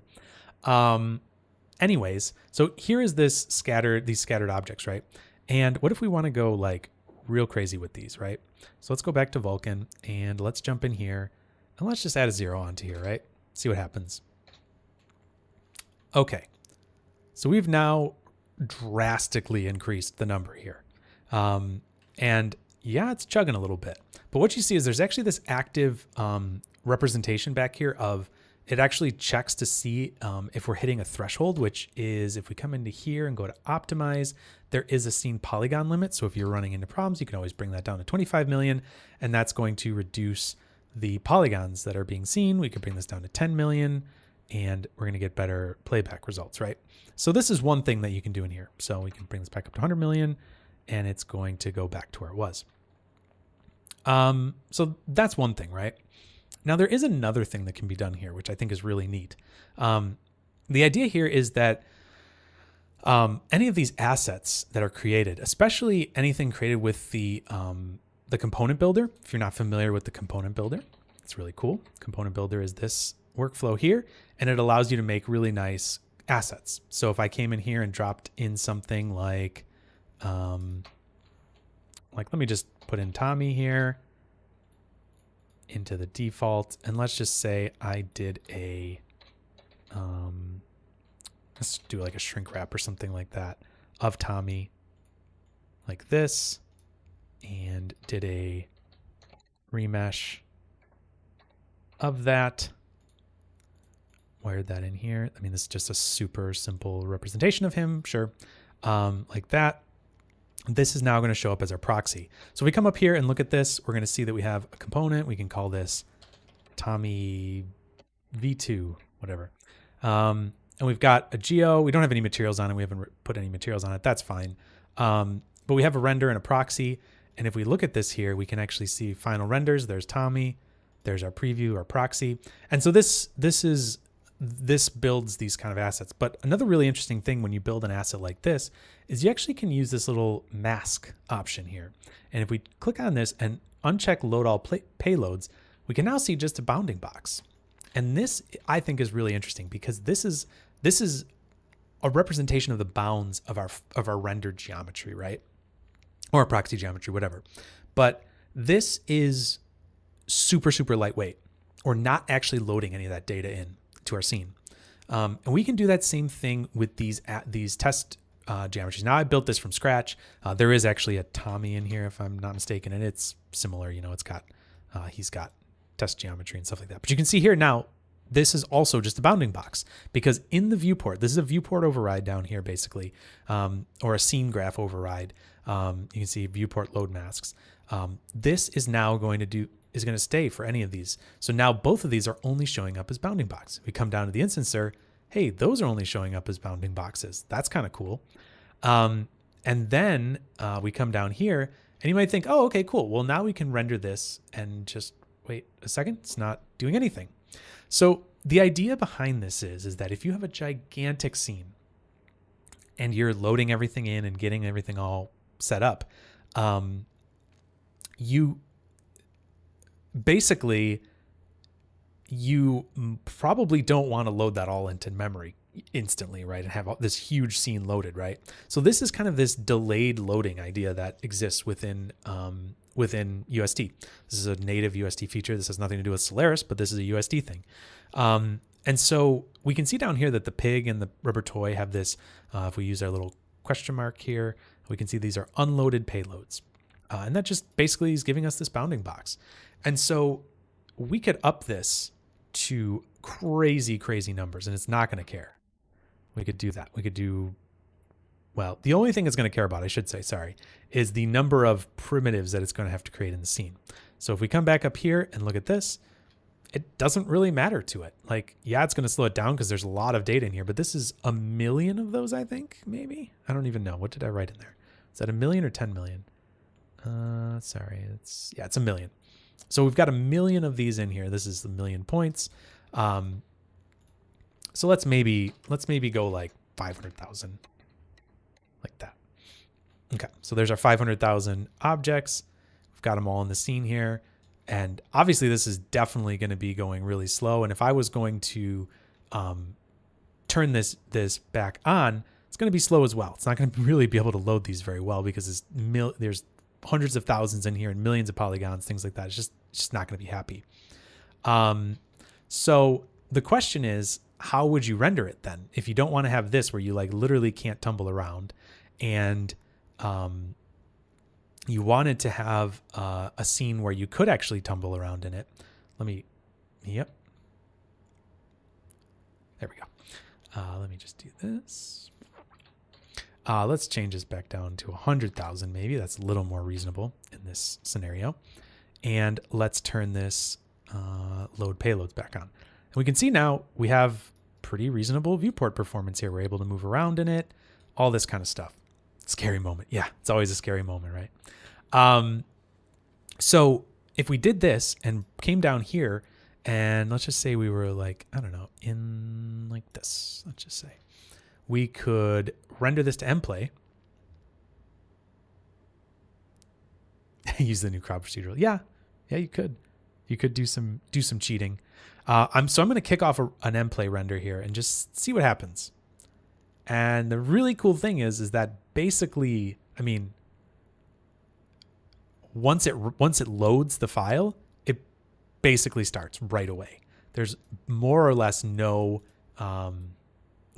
stopping there. Now, granted, it's rendering from the camera perspective, so we need to move the camera in. So let's move it down a little bit into here. Get it down into this sea of pigs and Robertos. And let's render this to mplay again. And we'll see it's going to just take a second here. It's kicking off. And it's going to be, basically loading that to disk or whatever. But there it is. This is my CPU doing this. So this is all CPU based. And we have hundreds of thousands of instances of these geometries that are being basically instanced and loaded at render time and rendered. And I think that's pretty cool. So if you're doing stuff that's a little bit more of, you've got this gigantic scene and you just need to kind of do some last things to it and render it. Now, this is obviously a very excessive amount of objects in this, right? But you can do a lot with this. You could do thousands and thousands of instances without really thinking too much about it. And if you have them set up in your scene with that unloaded payload, you're all set. You're in a good spot there. So we could do this instead and change this down to 50,000. That might even be more performant in the viewport. Yeah, see, at this point, that's really not affecting our viewport performance at all. We're able to move around pretty reasonably. So that is really, really a nice thing to be able to do there. The other thing that we can do here is, I'm trying to think of how, I think there's another way that we could do that. Yes. So here, what we could do is we could do this, create a configure stage node from the load masks. And I believe if we do this,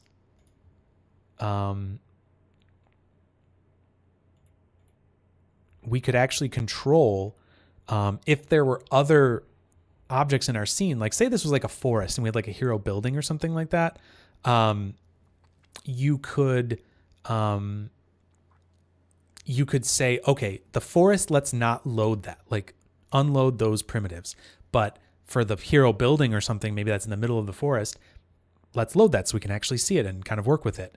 That would be a really kind of a cool way to be able to work. There's lots of different things in here that you can do, and there's lots of talks about how studios use all these different types of things. But yeah, there's a lot of flexibility here with loading huge scenes. Code Doggo was just asking, do you know if there's a way to color the bounding box outlines so you can have an idea of what the primitives they represent? That is an interesting question.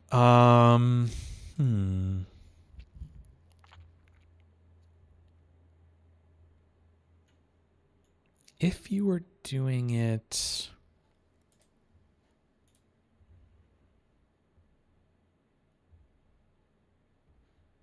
hold on. Is it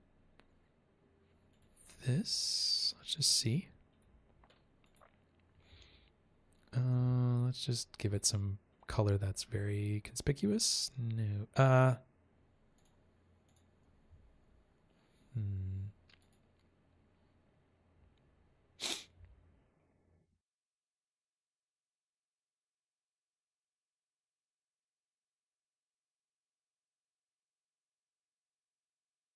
Let me try something here. So what we would do, I think, is use the loft payload info.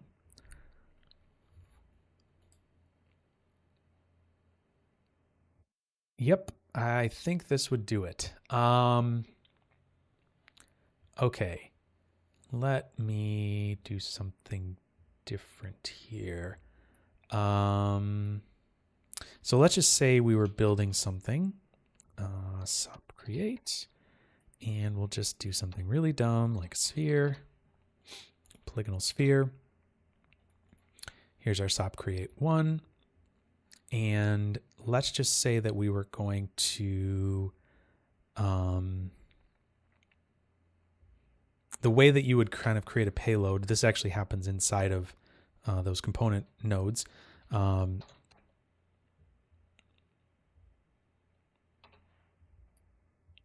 Is like this. So we could use a reference node here, plug it in like that. This we're going to say merge. Is that going to be happy? No. So what we would do here is we could do a configure layer. Sorry. And here, set a save path. We can just call this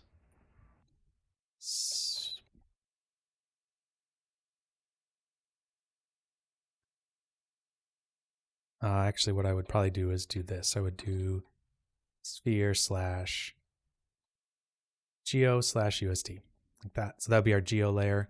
So the reason this was upset was because it was saying, hey, we want to, I'm going to clear this out. From this multi-input, we're actually going to payload this. So this is going to turn into a payload, whatever we have wired in here. This is our stage input. We're not really working on anything there right now. And then this is going to loft that information, that payload information up and make the bounds. So what this is basically saying is that this is going to take some of the info from within the payload and make it accessible when we don't have this payload loaded. Things like variants and the bounds, a couple other things. I feel like there's another thing that I'm not thinking of. But anyways, let's see here. Will this do it?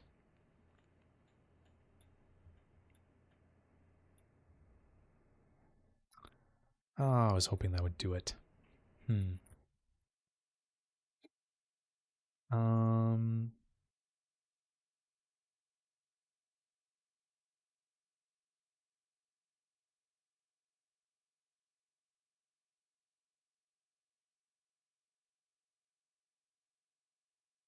Oh, there it is. It is doing it. What am I doing? I'm not even looking at it. It is working. There we go. Different bounds. There you go. So we could possibly, in theory, adjust that. Let's see if I could add this over to these. Let's see if I do a log. Will that work? Because this already has that applied to it. But let me just see if I can do this. So to the primitive pig, set a color. Oh, yeah. Yep. So we could do it like this and set this one orange. And we can come over here and set this one to light blue, maybe this blue. And now this is pig, so we actually need this to be rubber toy. And if we come down here, there we go. Looky that. So there you go. Now you can see better what's going on. So it's in that loft payload info. That's where that information is stored. So just think of it this way, right? We have this structure of files that we're loading, right? We're in these here. We have this component output, right? Here we made this Tommy. And if we look at this Solaris scene graph layers, what this basically means is these are the files that are being read or will be written. And so here we can see all of our different files, right? And so these are going to be the files that get loaded from disk. We could also look at this pig, for example. This is actually ones that are going to be coming from disk, right? So this is actually maybe a little bit easier to kind of see. So in this case, we're writing a current ROP layer. Anytime you're working in Solaris, you're writing a layer, right? You're working on a new layer. So that's being written live, and then you can write it out to disk at the bottom or render it or do whatever. But that's always, something's always being created, right? Then we're loading in this pig USD. So that's kind of our high level asset. Then that loads the payload USD file. So there's another file that gets referenced there. And that in turn loads geo and material. So we've got two files that are getting loaded by another, that's getting loaded by another. So it's this kind of chain of files. And so what we're basically saying is we want to take info from, for example, this geo layer, this material layer, and loft it above this payload layer, because we're actually going to unload this, right? This file is going to get unloaded and none of the data below it's going to be represented. But we want data to be actually come above this payload onto our pig.usd. And so that's what that loft payload info is doing. It's actually putting data up onto that. I believe in the form of metadata, if I'm not mistaken. Yeah, exactly. I'm pretty sure it's putting all this metadata information up there. So if we look at this here, yeah, I don't think we have any metadata that's really showing there. And then I think if we come down here to this loft info and look at it, metadata, not seeing it there. Maybe there is some data. Yeah, there's extents that are being written, things like that. So there's extents that get written and some attributes, maybe some metadata get written, and those help drive what's basically being saved to disk. So this is a little bit of just kind of jumping all over the place based on what some of your comments are, questions and things like that.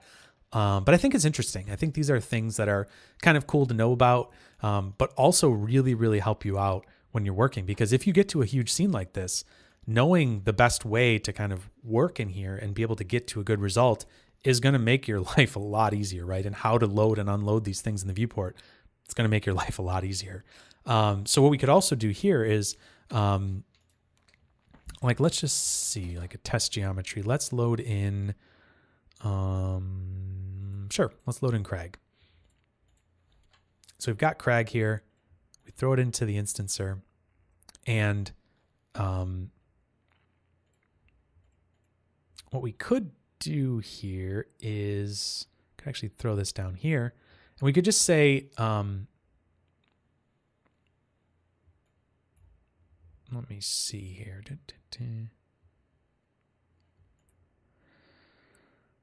Set primitives to load. So if we did this here, we could do Crag. And I believe that will load Crag. Let me see here. Yep. So now we're removing this viewport override and just using this configure stage. And actually, I wonder if we throw this up here, if this would work.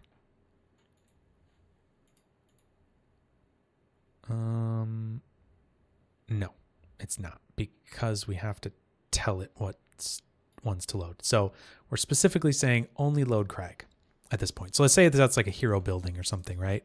And so we'd be able to have Crag loaded with all the rest of these things in here. And then, say that's a building or whatever, animation, all this stuff. Like, you can imagine that this would be incredibly hard to see his animation if all of these things were loaded in here. In fact, if I turn this off, I mean, you don't even see his character, and he's like moving so slow. So having something like this, like a configure stage where you can unload payloads, is super, super helpful. And you can get basically real-time playback of Crag now with all of these instances in here. And if we come back to the end, kick off a render. Now, this isn't the super fast in the viewport render, right? Which is maybe a negative, right? You could obviously reload them in the viewport and just hit render and see them in the viewport. But here you can see now we're getting all of our objects rendered together and nice and fast. And this is CPU, by the way. This isn't like XP or anything like that. That's why we've got the buckets rendering. But yeah, not bad. Quick render there. We weren't even looking through our camera, so let's see here. If we look through our camera, we could adjust that, kick off another render. It's going to load a couple files basically, and then start off the rendering process. So yeah, that is the idea of these load masks and things like that. And you can actually see that that is being you can actually see that showing up in this scene graph tree. So if we come down here and look, if we hit D and then go to context specific, if there's a LOP node with unloaded payloads, this little icon right here is going to show that there's unloaded payloads in the viewport, right? So we know that something isn't loading in here. So if we went to go render this in the viewport and we're missing something, we're not super surprised. So here we're going to be like, yeah, something's unloaded, right? And so if we turned off our configure stage, it's all going to load right in, right? And so this is now going to be fairly responsive, actually, in the viewport. But if we try to go back to Vulkan, it's going to kind of struggle because it's trying to show us all the polygons. So it's interesting that you can actually have different performances in some of these different viewports and things like that. So just something to keep in mind, right? How working in here could be better or worse. But this is just fine. It's able to kind of tumble around pretty decently. So yeah, just a little sense of how maybe to work in USD. Yeah, so I'm just curious. Anybody else have any other thoughts or questions or anything like that before we sort of wrap things up here? I know it's getting on a couple hours of me yapping away. Yeah, so if anybody else has any other questions or thoughts, feel free to put them down in the chat.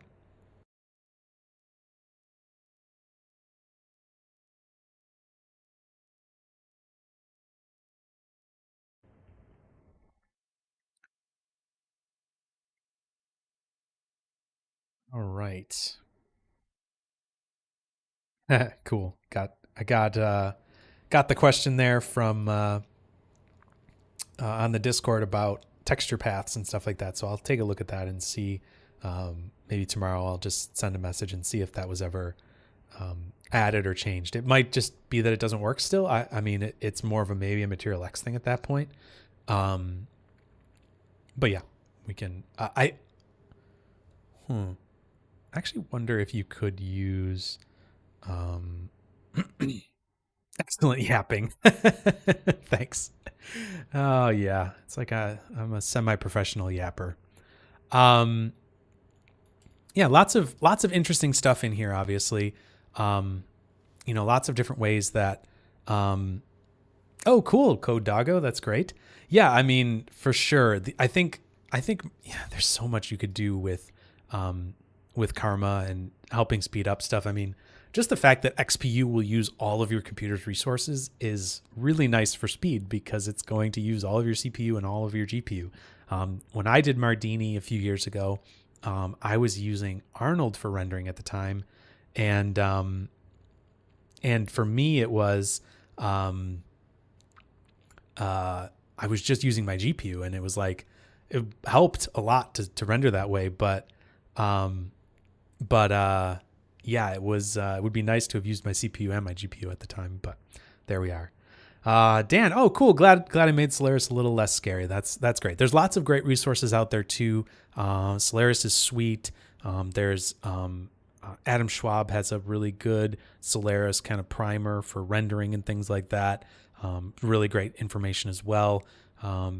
Yeah, so there's lots of stuff out there that hopefully can help make it a little less scary. Oh, great. Shafiq, I'm glad the stream was fun. You learned a new shortcut. That's good. Great. Well, I guess we will start wrapping things up here, folks. Thank you again for you all being here and chatting and being a part of this. Always nice to hear what you guys are working on or thinking about or any comments or questions you might have. We'll try to make sense of some of those kind of open-ended topics that we had, that we were talking about. I'll try to see if I can get to the bottom of some of that stuff. I kind of thought the string thing was figured out, the string path, but maybe there is an issue there. I think if that is the case, what you might want to use is I kind of wonder if you could use the USD image instead of the Material X image and get it in that way. Karma's quite a bit more flexible with that and would probably respect that. But some other renderers might, if you're trying to write USD for other renderers, that might not work for them. So anyways, cool. Well, thank you all for being here, for checking everything out. Again, if you want to join our Discord server, there is a link on HoudiniHangout.com. And yeah, next we'll see what we're up to next week. I didn't even look at any suggestions this week. I just was working on this. I was like, you know what? I want to talk about Solaris on the stream. So there we are. We have some Solaris chat. Yeah, you're welcome, everybody. Thank you for joining. And yeah, we'll see you next week. Have a good one and talk to you all later. Bye, everybody.